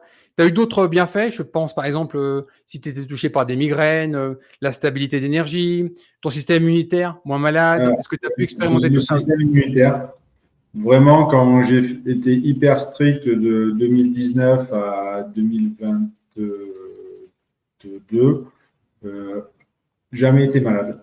Franchement, je n'ai pas attrapé le Covid. La seule fois où je l'ai attrapé, la première fois que je l'ai attrapé, c'est quand en 2022, avec des copains, on est parti 3 jours au Pays de Galles pour le tournoi destination faire la fête. Et bon, bah là, forcément, j'ai rebu des bières, j'ai remangé les fast-foods là-bas. Donc, le système immunitaire devait être moins bon. Je reviens avec le Covid. Voilà. Dès que je suis en alimentation stricte, alors ça ne m'empêche pas quand ils l'ont eu, je l'ai re-eu cet hiver, mais quand je suis, que ce soit la grippe, le Covid, les symptômes que j'ai, ils sont peanuts. Enfin, j'ai le nez qui coule, mais je vais travailler, je mets un masque bien sûr pour me protéger FFP2. Je dis à mes patients que j'ai des symptômes, mais à la maison ils sont malades. Je leur demande de mettre le masque. Et puis, mais voilà, ça ne m'empêche pas de faire les choses. Pareil au niveau digestif. Dans ma jeunesse, c'était pas hyper chronique, mais ça m'est arrivé une fois par trimestre d'avoir des grosses colopathies. Adultes, c'était pareil, une fois par trimestre, plié en deux. Quoi. Tu expliques pas, tu as mangé d'habitude, mais tu as super mal au ventre. Et puis le transit était anarchique, pardon. Un coup constipé, des fois diarrhée. Là, maintenant, je suis réglé. Voilà, c'est tous les matins à la même heure. Il y a plus de gaz. C'est simple. Et puis pareil, au niveau gastro, là, je ne sais pas si tu as suivi, il y a une grosse intoxication alimentaire avec des huîtres sur le bassin d'Arcachon pendant les fêtes. Dans la famille, 24 soirs, j'ai mon père, j'ai mon beau-frère, tout le monde a été malade. Bon, bah, moi, j'en ai mangé. Ils ont été malades une semaine. Moi, ça m'a un peu tordu le ventre la nuit qui a suivi le repas. J'étais là, je fais, voilà. Le lendemain, la selle était un petit peu plus liquide que d'habitude. Et puis, c'est passé nickel. Mais cette résilience, elle est extraordinaire. Les gens ne veulent pas l'imaginer. Tant qu'on n'y est pas passé, tant qu'on ne l'a pas expérimenté, on peut même pas imaginer à quoi ça ressemble. Tu te rappelles, dans la Ceto Academy, j'avais parlé de cette étude de 74 qui avait mis en évidence que plus on ramenait du sucre, directement, c'était mesuré en quantité de sucre à l'époque, et plus le système immunitaire était affaibli, en particulier sur les globules blancs, c'était mesuré, etc. Et en plus, c'est linéaire. C'est-à-dire, plus tu mets de sucre, plus c'est affaibli. Et donc, quelqu'un qui mangerait 250 grammes de glucides par jour, ce qui est à peu près la moyenne en Europe, répartie sur 5 repas, en fait, il défonce littéralement son système immunitaire. Donc, le régime cétogène, ce n'est pas un super système immunitaire, c'est juste qu'on retrouve un système immunitaire fonctionnel et normal. Alors que dans un régime occidental, il est littéralement sapé. Et donc, les gens s'imaginent qu'on vit dans un monde stérile, alors que ce n'est pas ça du tout. C'est bactérien et c'est viral absolument partout. Notre système immunitaire fait son boulot en permanence, ça ne se voit pas. Alors que quand on a un système immunitaire affaibli, eh ben forcément, le moindre petit truc, le moindre petit virus qui traîne, qui est un peu plus fort que les autres, bim, on tombe malade. Oui. Après, ça ne t'empêche pas effectivement de choper des bactéries et des virus, mais tu ne fais pas l'addition comme les autres. Attention, parce que tu vois, typiquement, moi par exemple, ça fait 11 ans que je suis en régime cétogène, ça fait 11 ans que je ne suis plus malade. 11 ans, rien. Bien sûr, pas de Covid, rien du tout. Voilà, pas de sortie de cétose, c'est ça. Bien sûr, je fais attention à mes micronutriments. Je peux rouler une pelle à quelqu'un qui a la grippe et moi, j'ai rien. Et je ne suis pas quelqu'un avec des super pouvoirs. C'est juste que mon système immunitaire est fonctionnel. C'est-à-dire que forcément, le virus. La grippe, tu vas l'avoir. La grippe, tu vas la choper. Le virus, il va rentrer, mais tu vas pas avoir de symptômes. C'est comme, par exemple, je ne sais pas, moi, je n'ai pas été vacciné contre la rougeole parce qu'à l'époque, à mon époque, on avait tous la rougeole. Donc, j'ai eu la rougeole. J'ai des anticorps contre la rougeole. Mais je suis exposé à ce virus en permanence. Mais je ne tombe pas malade tous les jours. C'est juste parce que tu as ton système immunitaire qui est efficace. Il a connu la maladie une fois. C'est bon, il peut y faire face. Et ben pour le reste, c'est pareil. Et c'est ce qui fait la différence. Tu vois, moi, j'aime bien comparer ça avec le lait cru versus le lait pasteurisé. Tu prends une salmonelle, par exemple. Tu la colles dans du lait cru. En fait, c'est un terreau qui est stérile, qui est vierge pour proliférer à vitesse grand V. Tu as des problèmes de salmonelle. Tu prends cette même salmonelle, tu la mets dans un lait cru, elle ne prolifère pas. Pourquoi ? Parce que le milieu est déjà habité par d'autres bactéries, d'autres levures, il y a d'autres choses, c'est très vivant. Et donc, du coup, la population, elle ne grandit pas. Et c'est ce qui se passe quand tu es contaminé sur, par exemple, des gens qui prennent beaucoup d'antibiotiques, qui n'ont pas été allaités enfants, qui n'ont pas un microbiote correct qui a été mis en place, etc. En fait, ils sont tout le temps malades. C'est juste parce que le terrain dans lequel ce pathogène arrive, ben c'est un billard, quoi. C'est vide. Alors que si c'est très habité, il y a une vraie concurrence entre les virus, les bactéries, les levures, etc. Quand c'est très habité, ben, du coup, tu ne tombes pas malade. Voilà. C'est pour ça aussi qu'à la base, nous sommes des êtres humains, nous sommes d'abord carnivores, nous avons été des charognards, nous avons un pH gastrique de charognard, justement pour décontaminer tout ça. Tu vois, c'est pour ça que c'est des détails. Tout le monde dit c'est des détails quand je dis ça, mais non, ce n'est pas des détails. Par exemple, tu prends une viande.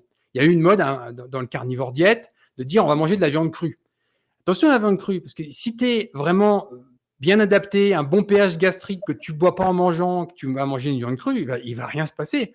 Mais chez quelqu'un qui a déjà des problèmes d'acidité gastrique, c'est-à-dire un pH trop haut, qui va boire en mangeant, en gros, ton bout de viande, il tombe dans un pH 7, il ne se passe rien. Hein. Donc, la moindre contamination sur cette viande crue, ça y est, là, c'est un billard aussi pour l'envahisseur. Et toi, les détails sont super importants. Typiquement, tu fais un repas de fête, tu vas manger 12 huîtres qui ne vont pas être très fraîches, tu ne manges rien à côté, tu ne bois rien. Chez quelqu'un qui a un bon pH, ça va peut-être bien se passer. Hein. Alors que si tu fais un repas de fête, que tu as 3 apéros, que tu as des liquides pendant que tu manges, etc., ça va diluer. Et hop, ça prolifère. Le détail compte, ne serait-ce que boire en mangeant. Ça n'a rien à voir pour l'activité gastrique, la désinfection des aliments. C'est une salle de désinfection, en fait, qu'on a dans l'estomac. Hein. C'est fait pour désinfecter les aliments. Voilà. Ça, c'est un des conseils que je suis régulièrement. Enfin, mis à part s'il y a un repas de fête comme à Noël, mais je ne bois plus du tout en mangeant. Mm. Je fais comme toi, 1 heure avant le repas, j'arrête de boire, et je reprends 3 quarts d'heure après. Ah ben ça change tout pour la digestion personnellement. Et tu vois, on manque beaucoup de science là-dessus. Moi, je serais demandeur de beaucoup plus de science. Ça serait beaucoup plus intéressant que des trucs des fois un peu farfelus sur des molécules. On a vraiment besoin de savoir et de prouver ce que ça fait que de boire en mangeant. Chez des personnes, on peut faire facilement des groupes, etc. Mais moi, personnellement, j'ai expérimenté 11 ans de régime cétogène. Je ne suis plus jamais malade. Avant le régime cétogène, j'étais malade au moins 2 fois par hiver. Alors, à l'époque, on n'analysait pas. Est-ce que c'est un rhume? Est-ce que c'est une grippe? Est-ce que c'est un coronavirus? On n'en savait rien parce que personne ne testait. D'ailleurs, j'allais même pas chez le médecin. Mais c'était systématique. Et j'avais le nez qui coulait 4 mois d'hiver. Tout le temps. Et je pensais que c'était un état normal. C'est en découvrant le régime cétogène que j'ai découvert que non, ce n'était pas normal. Ouais. C'est les petits bonus. Oui, mais là, par rapport à la maladie, le bon sens. Moi, ça, c'est mon regret. Je me bats un petit peu seul. Bon, comme je t'ai dit, ma femme a été braquée par ce Charlot. Mais c'est pareil, j'ai 2 parents médecins. Ma mère est généraliste, mon père est ORL. Ils ont 72 ans. Ils ont des sous, ils ont toujours bien mangé, fait attention. Ils n'achètent pas les trucs premier prix. Ils achètent chez le boucher. Les légumes, c'est bio et tout ça. Mais à 70 ans, ma mère a une prothèse de hanche, a une prothèse de genou, pardon, une prothèse d'épaule. Elle a des douleurs inflammatoires, des calcifications et tout ça. Et il y a 4 ans, alors j'ai arrêté de leur prendre ma tête. Maintenant, ils savent, ils respectent. Ils savent que je vais prendre de la viande, enfin tout ce qu'il y a sur la table. Je vais aller vers, s'il y a des légumes, des champignons, je prends ça et je ne prendrai pas les gratins dauphinois, les patates, les pâtes, enfin. Je ne prendrai pas de dessert, que mon pain, que le fromage, je le mangerai sans pain, mais il ne m'embête plus. Mais c'est vrai que les 2 premières années, j'étais tellement content jusqu'à 2021 que j'ai essayé de forcer et je leur prenais tellement la tête que maintenant, bon, j'arrête d'en parler. Donc, comme j'en parle plus, des fois, ils me font « Ah, bah, tu continues ton régime ?» Je fais « Bah oui, toujours. » Mais voilà, j'ai arrêté de chercher à convaincre les gens. Que ça soit pareil à la maison, ma femme elle est braquée. Alors, j'impose 2-3 trucs à mes fils. Mes belles-filles là, qui sont plus grandes, elles ne font pas. Mais les jours d'école, j'arrive à mes 2 garçons qui ont 10 et 11 ans, et ben, c'est 3 œufs le matin avec du beurre, c'est tout avant d'aller à l'école. Et comme ça, de 7h30, et ben, ils tiennent jusqu'à midi. Après, ce qui se passe à l'école, tu ne peux pas contrôler. Malheureusement, ils ont mangé à midi, donc ils ont faim à 4 heures. Et puis le soir, même ma femme, ça c'est du bon sens, c'est viande, poisson et un légume et pas de féculents.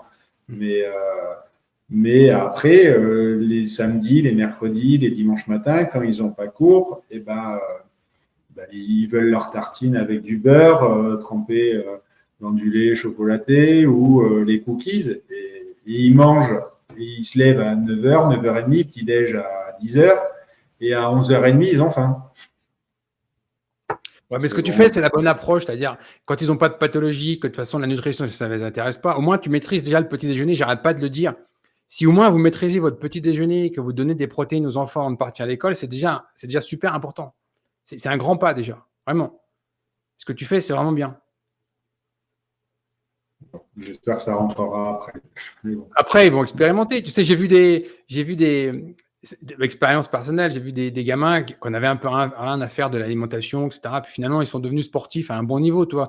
Quand tu commences à avoir des gamins qui sont sur le foot, 3 entraînements par semaine, le match le week-end et tout. Et là, ils veulent commencer à améliorer les choses et ils commencent à s'intéresser. Et après, c'est bon, c'est parti, tu vois. Il y a une vraie motivation. Je fais du sport, je veux performer, donc je veux la meilleure nutrition.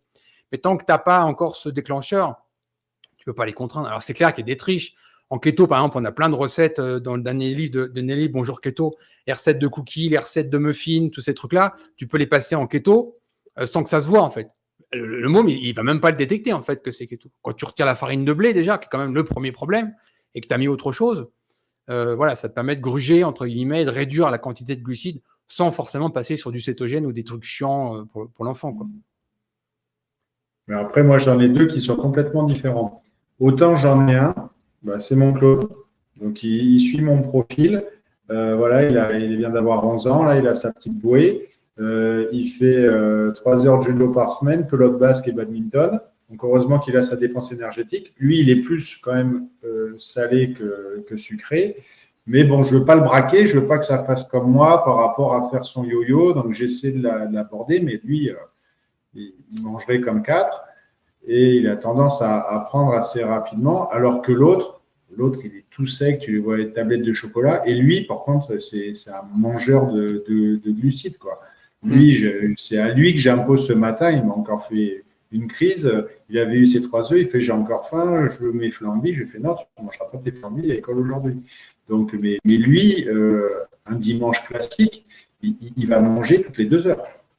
Et pourtant, lui, il ne grossit pas. Oui, mais après, on n'est pas tous égaux. Il y a plein de raisons. Le microbiote est clairement un problème. Il y a certains aspects qui sont simples au niveau de la mitochondrie. Il y a des gens qui c'est des vrais brûleurs. On en connaît tous. Hein. Des gens qui sont grands, élancés, minces, généralement pas très musclés. Ils peuvent manger tout ce qu'ils veulent, y compris 1 kilo de bonbons, il ne se passe rien. Et puis, moi, j'étais dans le même cas que toi, en fait. Adolescent, étant enfant, j'ai toujours lutté contre le poids. Toujours. J'ai toujours dû faire très attention à tout. Et c'est pour ça que à un moment donné, je suis passé partout aussi. Hein, le régime à indice glycémique bas, tout ça, j'y suis passé. Je sais ce que c'est. Et à un moment donné, on voit que le vrai problème, le vrai sujet, c'est la quantité de glucides. À partir du moment où tu t'attaques à ça, tu attaques le problème à la source. Quand tu dis à un gamin, tu manges tout ce que tu veux en quantité, il n'y a aucun problème, mais par contre, tu me vires tes glucides. Tu veux 2 entrecôtes, 2 entrecôtes. Tu veux 12 œufs, 12 œufs. Pas de problème. Quand tu n'as plus faim, t'arrêtes. Et je vais te dire que la satiété, il va l'avoir. Mais les glucides, c'est un vrai problème parce que quand tu as cette envie de manger, que ce soit du pain, que ce soit des pizzas, des pâtes, du riz, des pommes de terre, sans fin, et en fait, tu manges, tu n'as jamais la satiété, ben c'est sans fin. Alors que l'objectif numéro 1, dans ce cas-là, c'est de retrouver la satiété. C'est vraiment central. Si tu poses 2 kilos de viande au milieu de la table et tu dis tu manges tout ce que tu veux quand tu n'as plus faim, t'arrêtes, tu vas voir qu'il va la retrouver la satiété. Et il va perdre sa bouée. C'est simple. Et on peut pas, si tu veux, à un moment donné, moi je l'ai toujours dit, hein, un régime qui contraint, où les gens se sentent frustrés, c'est pas durable dans le temps. Donc il faut que les gens trouvent leur arbitrage, entre guillemets, céto, avec du plaisir. Alors si le gamin, il aime le fromage, il aime beaucoup la viande, s'il aime les œufs, s'il aime les desserts keto, tu prends une crème aux œufs, par exemple, tu parlais de flambis tout à l'heure. Il n'y a rien de plus simple que de faire une crème aux œufs keto. Hein. C'est du lait et des œufs quand même. Hein. C'est pas un peu de vanille. Voilà, et tu as réglé ton problème. Ça, il peut manger l'équivalent de 6 œufs avec. Hein. Ça va le caler. Tu vois ? C'est sûr. Il y a des petites alternatives comme ça qui font que le gamin ou la personne va retrouver vraiment du plaisir à manger et retrouver la satiété. Et après, tout se régule. Voilà. J'essaierai d'axer plus à l'adolescence quand ils seront je comprends. ouverts qu'à 10-11 ans. Il y a 10-11 ans, même si toi, tu essaies d'imposer, ne se pose pas forcément les questions, ils ne comprennent pas encore, ou quand tu essaies de leur expliquer, c'est un peu compliqué. Quoi. Mais par contre, l'échec, c'est par rapport à mes parents médecins. Parce que mes parents encore, ils disent tu fais ton régime, mais j'ai essayé 1000 fois de leur expliquer que, en parlant scientifiquement parlant, sans être trop compliqué, leur dire que c'est un état métabolique. Notre corps, pendant des millions d'années, juste ça, il a fonctionné, on était chasseurs.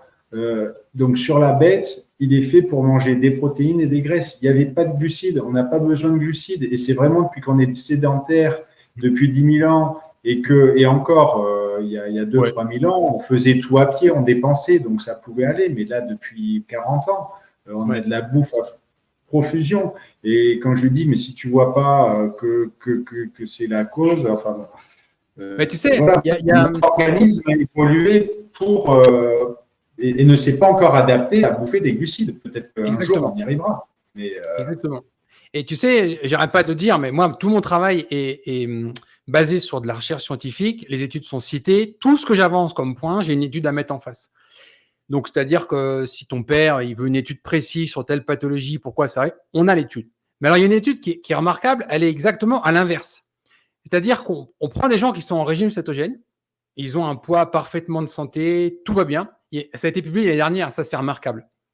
Et on leur dit, vous allez bouffer des glucides, comme les occidentaux, et on va voir si les pathologies, si les marqueurs métaboliques arrivent. Et c'est exactement ce qui se passe. C'est-à-dire que tu prends des gens sains, parfaitement sains, qui sont en keto, tu leur amènes un régime occidental, Et ils vont développer toutes les pathologies occidentales normales, qui sont le stéatose hépatique, un profil lipidique délétère, un CRP élevé, etc., etc. J'ai oublié de Voilà. te le dire, à 20 ans, j'en avais une, stéatose hépatique. Oui, bah, ça devient courant Ouais. maintenant. Aux États-Unis, ils parlent d'enfants de 8-10 ans qui ont des stéatoses hépatiques, avec massivement les sirop de fructose ici aux États-Unis. Mais 8-10 ans, c'est énorme. C'est énorme. Oui. Et ça va devenir, tu vas sur l'Italie, la Grèce, l'Espagne, on est sur des 30% de la population concernée par une stéatose hépatique. Et puis, tu parlais d'inflammation générale, mais ça en fait partie, parce que tout est lié. En fait, c'est un panel de pathologies qui sont directement liées à nos apports en glucides. Vous retirez les apports en glucides de l'alimentation et tout se régule. Tu te rends compte, on a 500 millions de diabétiques de type 2 dans le monde, on a plus d'1,5 milliard d'obèses. Il y a 40 ans, quand j'étais petit, moi, le problème dans le monde, c'était les enfants qui mouraient de faim en Afrique. Et aujourd'hui, on a des enfants qui meurent parce qu'ils mangent trop. C'est exactement l'inverse. Il s'est passé 40 ans entre-temps. C'est un truc de fou. Ça s'est complètement inversé. Après, le problème, c'est que des fois, les gens ne veulent pas forcément faire l'effort ou soigner. Après, ça, c'est pas éthique, mais enfin, c'est philosophique. Chacun pense ce qu'il veut. Moi, dans mes potes ostéo, mon témoin de mariage qui est ostéo à Bordeaux, je sais que même si tu lui dis c'est du bon sens, c'est pour ta santé, des trucs comme ça, lui, alors qu'à l'époque, quand on était champion de France de rugby avec l'école en ostéo, là, des grandes écoles, il jouait à l'aile. Il a été champion de France de pelote basque. Il faisait 70 kilos. Tu le vois maintenant, il pourrait jouer pilier droit. Parce que son plaisir à lui, c'est son club d'œnologie, c'est voir. Et je pense qu'il préfère, même s'il a envie d'y vivre longtemps, certainement, tu ne le feras pas se priver de son vin, de sa bouffe. Il prend plus de plaisir à ça que. Donc, des fois, tu te retrouves tu en parles, mais tu es face à un mur. Les gens ne changeront pas leur plaisir culinaire pour la santé. Honnêtement, moi, j'ai pas de souci avec ça. Vraiment aucun. Je suis vraiment sur la liberté individuelle. Chacun doit pouvoir faire ce qu'il veut. Moi, par exemple, je fais très attention à ma santé, mes micronutriments, mon alimentation, mon système immunitaire, c'est ma priorité, etc. À côté, je fais un sport que tu dois connaître, je fais du motocross. Et si tu veux préserver tes os, tu fais pas du motocross, concrètement, parce qu'on sait qu'il va y avoir un accident, des fractures. J'en ai eu 14 dans toute ma carrière, donc je connais bien tout ça. Donc, je peux développer un message simple. Si vous voulez éviter des fractures, vous ne faites pas de motocross. Mais pourtant, j'en fais. Bon. Maintenant, si les gens savent pertinemment les problèmes avec l'alcool, les problèmes avec les glucides en disant « moi, j'adore ça et peu importe ce qui arrive comme problème derrière, j'assume, je fais », ça ne me dérange pas en fait. Moi, c'est juste que c'est conscient, pas de problème. Là où j'ai un problème, c'est tout le côté médical de la chose où on te dit « c'est pas possible ». Typiquement, des gens qui sont chirurgiens qui vont te proposer une chirurgie bariatrique à la place d'un régime alimentaire.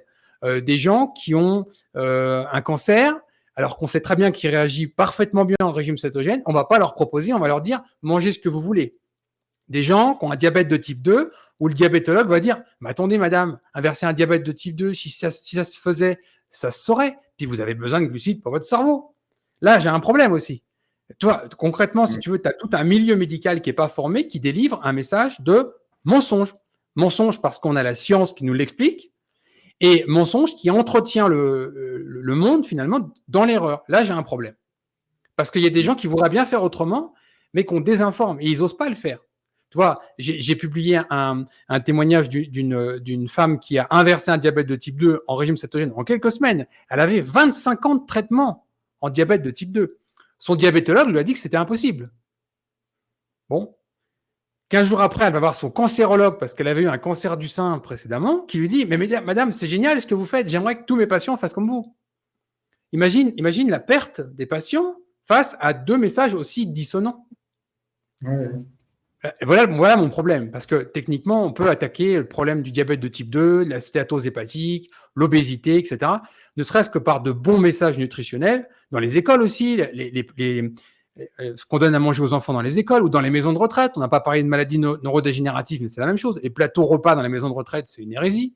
Bon, Le problème, en fait, c'est qu'on a tout un système derrière qui est très politisé et qui délivre un message dans l'erreur, clairement, en opposition avec la science. En fait, c'est anti-science ce qu'il délivre. Voilà.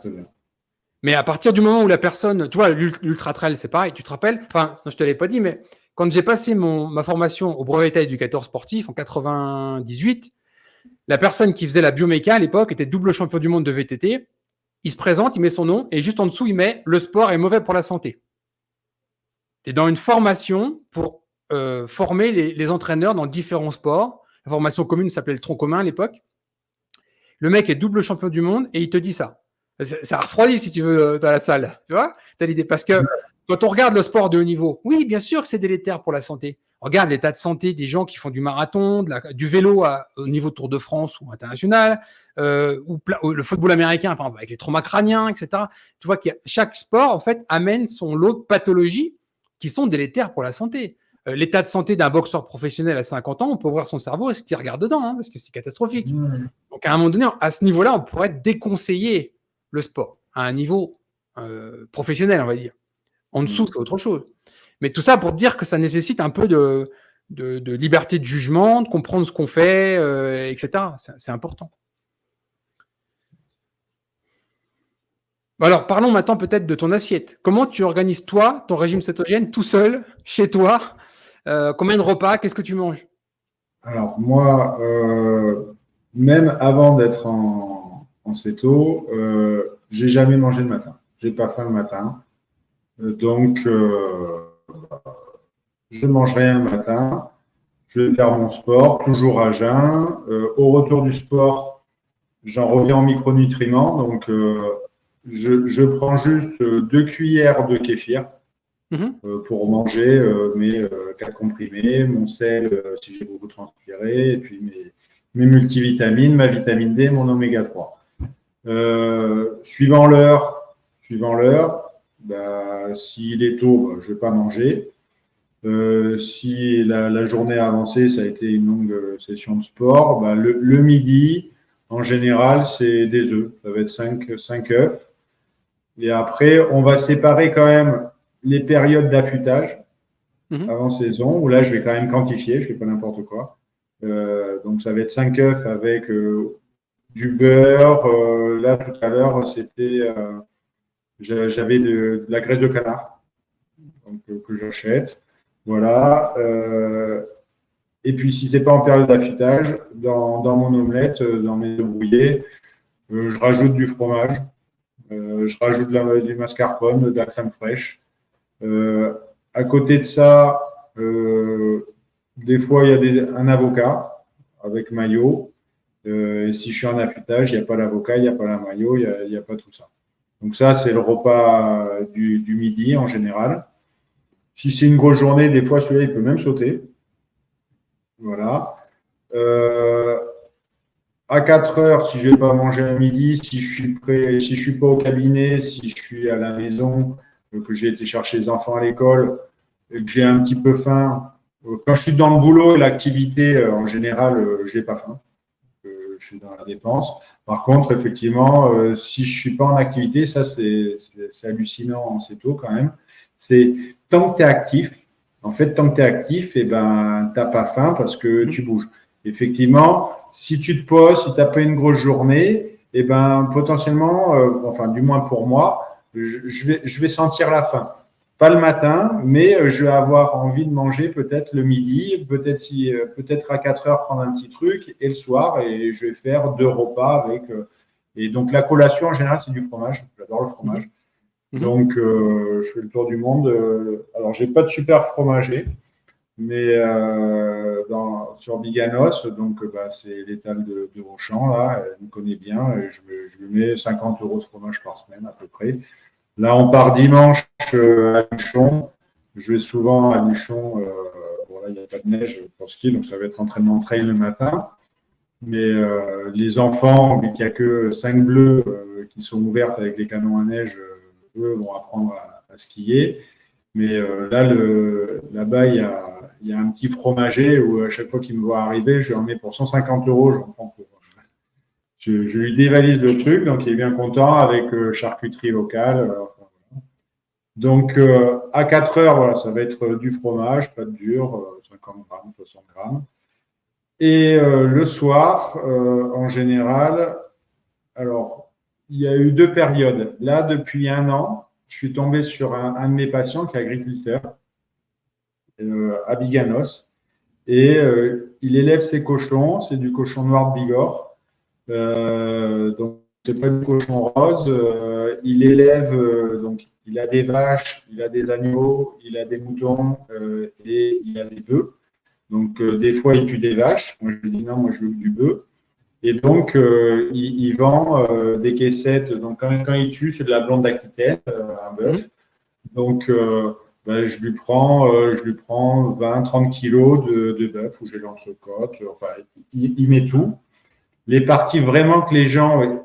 Alors, les gens, au début, ils voulaient que les belles parties, l'entrecôte, la côte.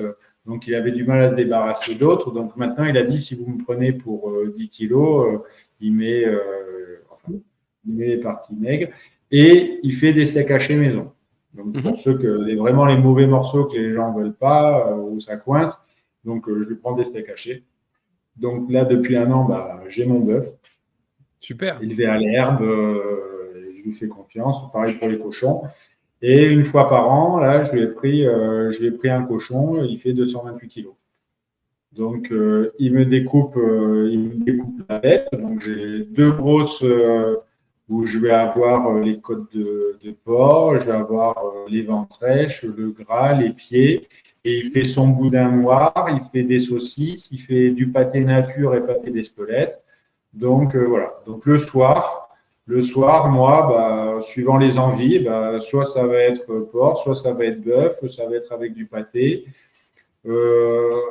Et ça, c'est vraiment depuis 4-5 mois où je suis vraiment en carnivore et j'ai arrêté les légumes à part le petit avocat comme ça. Alors, après les légumes, avant les années précédentes, le soir, c'était plus une salade. Donc, je prenais une sucrine, je faisais ma vinaigrette, huile d'olive, vinaigre de cidre, un peu de moutarde. Et dedans, bah, des fois, si c'était mer, je mettais un maquereau. Je pouvais mettre du saumon. Enfin bon, et quand c'était terre, ben, je mets, ça dépend des noix avec du canard. Enfin, voilà. Mais maintenant, là, je suis plus, comme je suis très viandard, de toute façon, je suis plus sur ça. Après, si ma femme, bah, c'est que je suis en céto quand même, donc quand elle fait des plats pour les enfants, le soir notamment, ça arrive de faire des légumes farcis, ça arrive de faire des gratins d'aubergines, des gratins de courgettes, des gratins de chou-fleur. Donc, voilà, pour varier de temps en temps, quand une fois par semaine, une fois toutes les 2 semaines, ben, il y a un plat céto où dedans elle a mis du fromage, de la crème fraîche. Et ben, voilà, je lui dis, bah oui, là, ce soir, si tu fais ça, tu me comptes. Elle me le demande, elle me dit, t'en mangeras, je te compte ou je te compte pas. Tu veux que ta viande ou donc voilà, pour varier les plaisirs, de temps en temps, quand elle fait un plat céto, bah, je tape dedans. Sinon, là, depuis 4 mois, je suis fromage et viande, principalement. Ouais, avec le temps, comme beaucoup, j'ai pas dit la majorité, mais peut-être pas loin, avec les années, bah, tu évacues les végétaux. Alors, c'est pas une religion, hein, c'est pas qu'ils deviennent interdits, c'est juste qu'on en a plus forcément beaucoup envie et on se focalise sur les produits animaux. Alors, il y en a qui vont manger que de la viande, d'autres qui vont manger de la viande et des œufs, d'autres qui vont manger de la viande, des œufs et du fromage. On va pas rentrer dans ce débat-là, c'est pas utile, mais grosso modo, c'est du monde animal et ça va très bien et t'as pas de frustration, tu te sens pas on manque de quelque chose, ou même avec le goût. En fait, moi, personnellement, le goût m'est passé pour les végétaux. Je pense que c'est ce que tu as aussi vécu. Oui, oui. Et puis, de toute façon, même avant, j'étais pas trop végétaux, j'étais pas du tout fruits. Donc, je veux dire, ça me manque, ça me fait pas envie. Et, voilà. Et puis, quand j'aime quelque chose, je pourrais manger tout le temps la même chose, quoi. Oui, Donc, ça facilite les choses. Oui, oui, ouais. voilà. J'ai pas besoin de diversifier, moi. Donc, si tu me dis toute la semaine, il y a entrecôte le soir ou côte de bœuf, bon, bah, je peux y aller, quoi. Mais les Après, gens, l'avantage en France, les gens qui ne connaissent pas le régime cétogène ne s'imaginent pas ça possible, tu vois, parce que le régime occidental riche en glucides est très diversifié, les gens mangent tous les jours des choses différentes. Alors, quand on arrive sur un régime cétogène, on essaie de faire la même chose. Donc, on diversifie, mais en cétogène. Puis, avec le temps, on simplifie, on épure. Et à la fin, c'est pour ça qu'au bout de plusieurs années, on arrive sur un régime carnivore et on n'a pas cette frustration de ne pas manger très diversifié d'une journée sur une autre, d'une semaine sur une autre. Ouais. Après, au niveau du goût, tu peux quand même diversifier parce qu'une côte de porc, une ventrèche, du pâté, du boudin, une saucisse ou une côte de bœuf, bien sûr, du steak, de la bavette. Si tu te fais une petite sauce Roquefort, une petite sauce échalote ou j'en sais rien, tu peux ou béarnaise ou de la mayo. Au niveau gustatif, ça peut être différent. Si tu aimes le fromage, on est quand même dans un pays où il y a plusieurs sortes de fromage, donc là, tu te fais super plaisir, quoi. Enfin, oui, je suis d'accord. C'est hyper varié. Et après, même dans ton omelette, bon, des œufs, c'est des œufs, mais bon, si tu rajoutes du mascarpone, ça va faire quelque chose, une texture différente. Si tu mets de la crème fraîche, si tu veux te mettre un petit peu de bleu ou du fromage râpé. Enfin, même les œufs à la coque, les œufs mollets, une omelette soufflée, les œufs au plat. Il fait quantité de façons de faire des œufs différents, déjà. Ouais. Donc, il y a quand même, moi, je trouve qu'il y a moyen de se faire plaisir voilà, sans frustration. Exactement. Et puis moi, comme je n'ai jamais été sucré, j'ai absolument pas. Alors, si le seul défaut que j'ai pas réussi à remédier, et j'en ai fait, que ce soit Nelly, avec le fromage, un bon pain, malheureusement, je n'ai pas trouvé de recette céto qui me conviennent comme. T'as fait sa recette de fait maison dans Bonjour Keto? J'en ai fait tellement que je t'avouerai, ça fait 2 ans que j'ai arrêté de faire mon pain. Bon, parce que c'est là, c'est ce qui s'approche le mieux. Elle a fait plusieurs formes en plus, en baguette épi, ou si tu veux faire simple, juste dans un moule à cake standard. Mais c'est ce qui se rapproche le plus pour vraiment les gens qui ont besoin de ce morceau de pain, en particulier avec le fromage. C'est ce qui fait bien illusion. Ouais, j'en ai fait mon deuil depuis 2 ans. Mais tu dis, c'est laquelle? Recette maison? Dans la recette du pain fait maison dans Bonjour Keto, il y a son dossier pain au milieu du livre. C'est un vrai dossier juste sur le pain, avec une version standard, une version avancée. Et si tu as même en bonus sur le site la possibilité d'avoir la vidéo où elle réalise la baguette épi, c'est une baguette en forme d'épi. Il y a un petit coup de main, donc on l'avait même fait en vidéo pour aider les gens à la faire. Ok, bon, je la tenterai. Après, je ne suis pas un grand cuistot. Donc, passer du temps dans les fourneaux. Je comprends.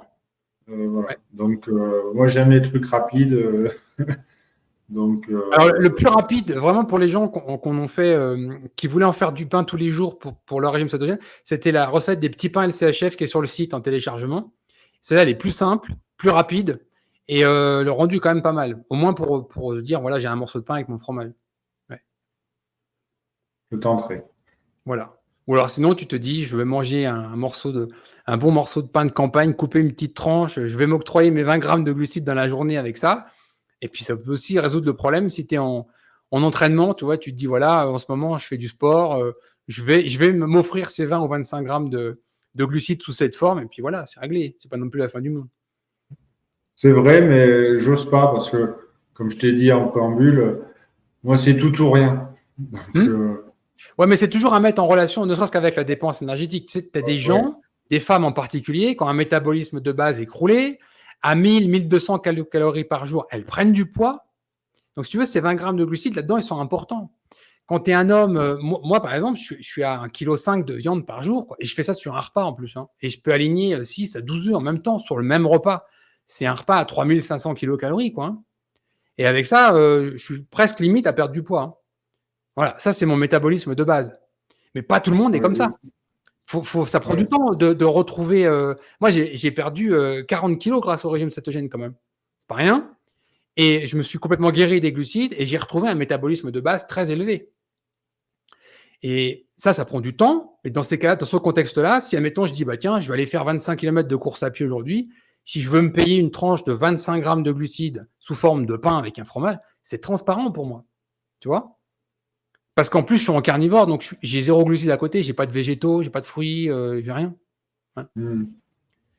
Le contexte. Et une question que j'avais à te poser, pour pas perdre ta masse musculaire. Bon, je suis quand même ancien rugbyman, donc même si je fais du trail, je sais que c'est dur de perdre que du gras et pas de la masse musculaire. Non, c'est très facile. C'est très facile. C'est très facile de perdre 100% de gras. Je vais te donner la recette, elle est ultra simple. Simple. Régime cétogène. Tu vas réduire un peu tes glucides pour faire un léger déficit. Excuse-moi. Tu vas réduire un peu tes lipides dans ton assiette pour faire un léger déficit pour aller chercher ta graisse corporelle. Premier point. Là, tu es environ à 90-10. 90% de masse grasse perdue, 10% de masse maigre. Ok ? Ça, c'est scientifiquement documenté. Si tu veux arriver à 100% de masse grasse, il faut un exercice de force tous les jours en face. Donc, résistance avec des élastiques, résistance au poids, tout ce que tu veux. Il faut ça tous les jours. Tous les jours. Voilà. Tous les jours. Donc, un petit circuit training. Ça peut être 10-15 minutes max. Ça suffit. Ouais. Tu vois ? Il faut que tout ton corps soit exercé. Le squat, le tirage. Exactement. Voilà. Lourd, peu de répétitions. Idéalement, juste un set, ça suffit. Mais l'ensemble du corps. Donc, tous les exercices qui vont mobiliser toute la chaîne musculaire. Terminé. Ça prend entre 10 et 15 minutes si c'est bien fait. D'accord.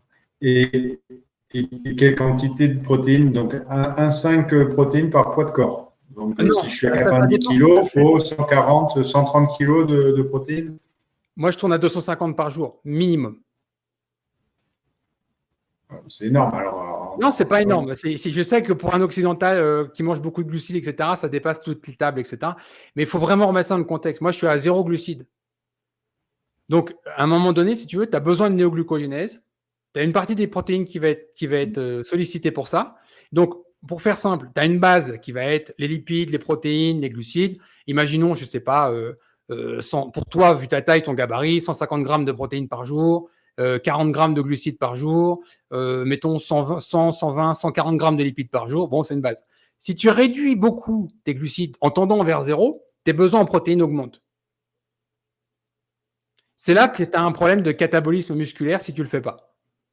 Donc, les protéines, c'est pas. Le problème des protéines, le danger des protéines, c'est quand c'est trop peu et pas quand c'est trop. Voilà. Ok, mais déjà 150 grammes, je trouve que quand je veux m'affûter, c'est dur d'aller les chercher parce qu'avec la satiété, je te dis, je pourrais manger qu'un repas par jour. La mardi, c'est la journée type. Je pourrais manger qu'un repas par jour. Le soir, j'ai pesé mes 2 côtes de porc. Elle faisait 500 grammes, mais dans 500 grammes de côte de porc, j'ai même pas mes 150 grammes de protéines journalières. À la louche, je ne sais pas comment elles sont taillées et tout ça, mais tu peux peut-être arrêter à moins de 100 grammes de protéines. Oui.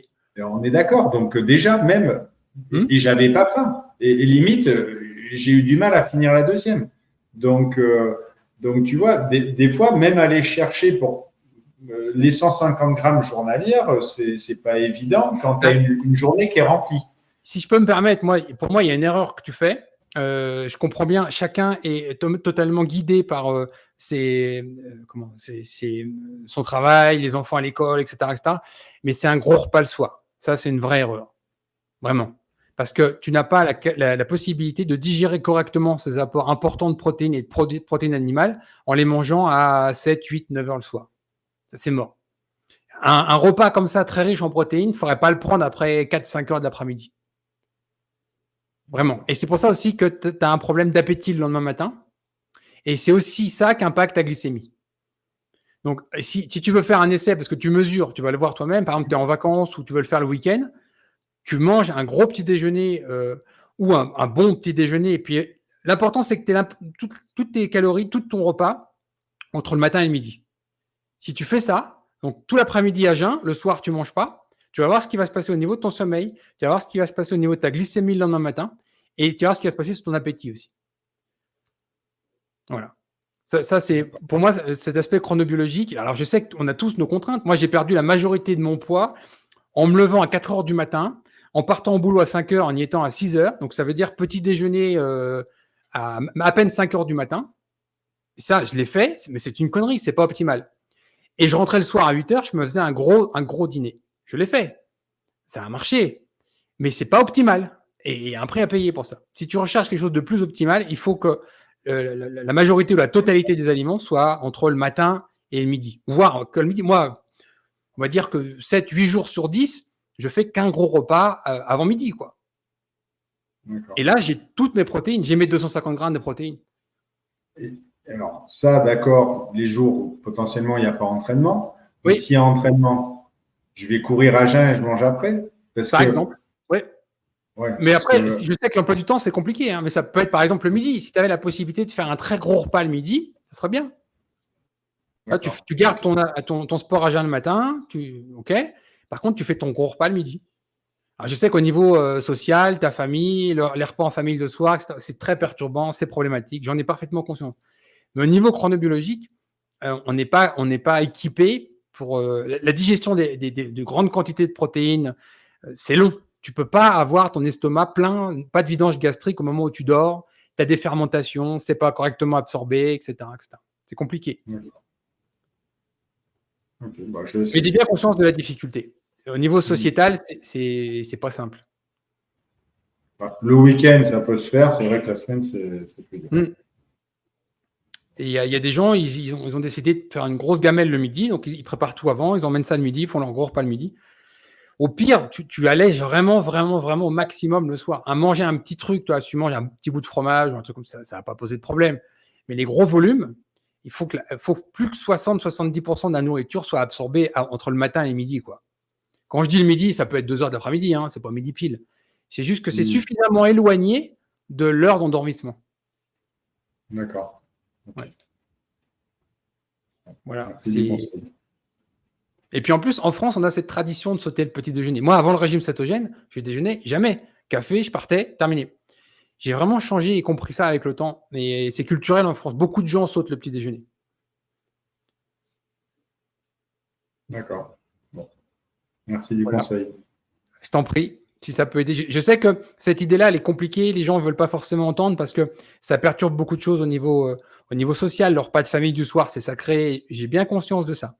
Mais quand on cherche vraiment à atteindre un objectif, que ce soit pour la maladie, la perte de poids, etc., tu vois, c'est comme fractionner ses repas sur 3 versus 1. Quand tu prends quelqu'un, tu lui dis, voilà, à midi, tu manges tout ce que tu veux. Tu es sur la table, tu manges à satiété, mais vraiment. C'est-à-dire que tous les plats sont servis, il n'y a rien dans ton assiette, tu te sers du plat à l'assiette. Quand tu n'as plus faim, tu arrêtes. Bon. Ben, naturellement, les gens n'ont plus faim pendant 24 heures quand ils font ça. Et quand tu regardes ce qui se passe, si tu dis aux gens, bah, vous allez faire 3 repas, finalement, sur 3 repas par jour, ils mangent plus, beaucoup plus. Donc, ils ont des problèmes parce qu'ils n'arrivent pas à atteindre leurs objectifs de perte de poids, des choses comme ça. Parce que les gens n'ont jamais vraiment goûté la satiété. Et cette satiété sur un repas, qui peut paraître démesuré pour certaines personnes, hein, ça n'a rien à voir avec ventiler sur 2 ou 3 repas les apports. Voilà. Et en plus, c'est pas parce que les gens disent oui, moi, jeudi 24 heures, je peux pas, j'ai faim. Bah, si tu as faim, c'est juste parce que tu n'as pas mangé assez au moment de ton gros repas. Les gens se limitent, tu vois. Ils vont préparer à l'assiette, ils vont manger tout ce qu'il y a dans l'assiette, puis quand c'est fini, ils disent j'ai plus faim. Non, en fait, ils ont encore faim. D'où l'intérêt d'essayer de dire je mets les plats sur la table, je me resserre et j'arrête de me servir quand j'ai plus faim. C'est pas la même chose. Parce que cette assiette vide, en fait, elle envoie un signal à notre cerveau en disant bah, c'est bon, il n'y a plus à manger, c'est fini, on n'a plus faim. Mais en fait, si on creuse un peu, on a encore faim. Et cette satiété sur un repas, elle donne un résultat différent que ventiler sur plusieurs repas. Mais ben, ça, c'est exactement ce que tu décris et ce que je ressens, mais sur le repas du soir. Voilà. Je peux ne pas manger. Mais donc, il faudrait que moi, mon erreur, c'est que ce gros repas, cette satiété, là, mardi, après ma longue journée Pays Basque consultation, je l'ai eu naturellement, j'avais de quoi faire, mais voilà, pour que ça soit efficace, il aurait mieux fallu le faire le midi.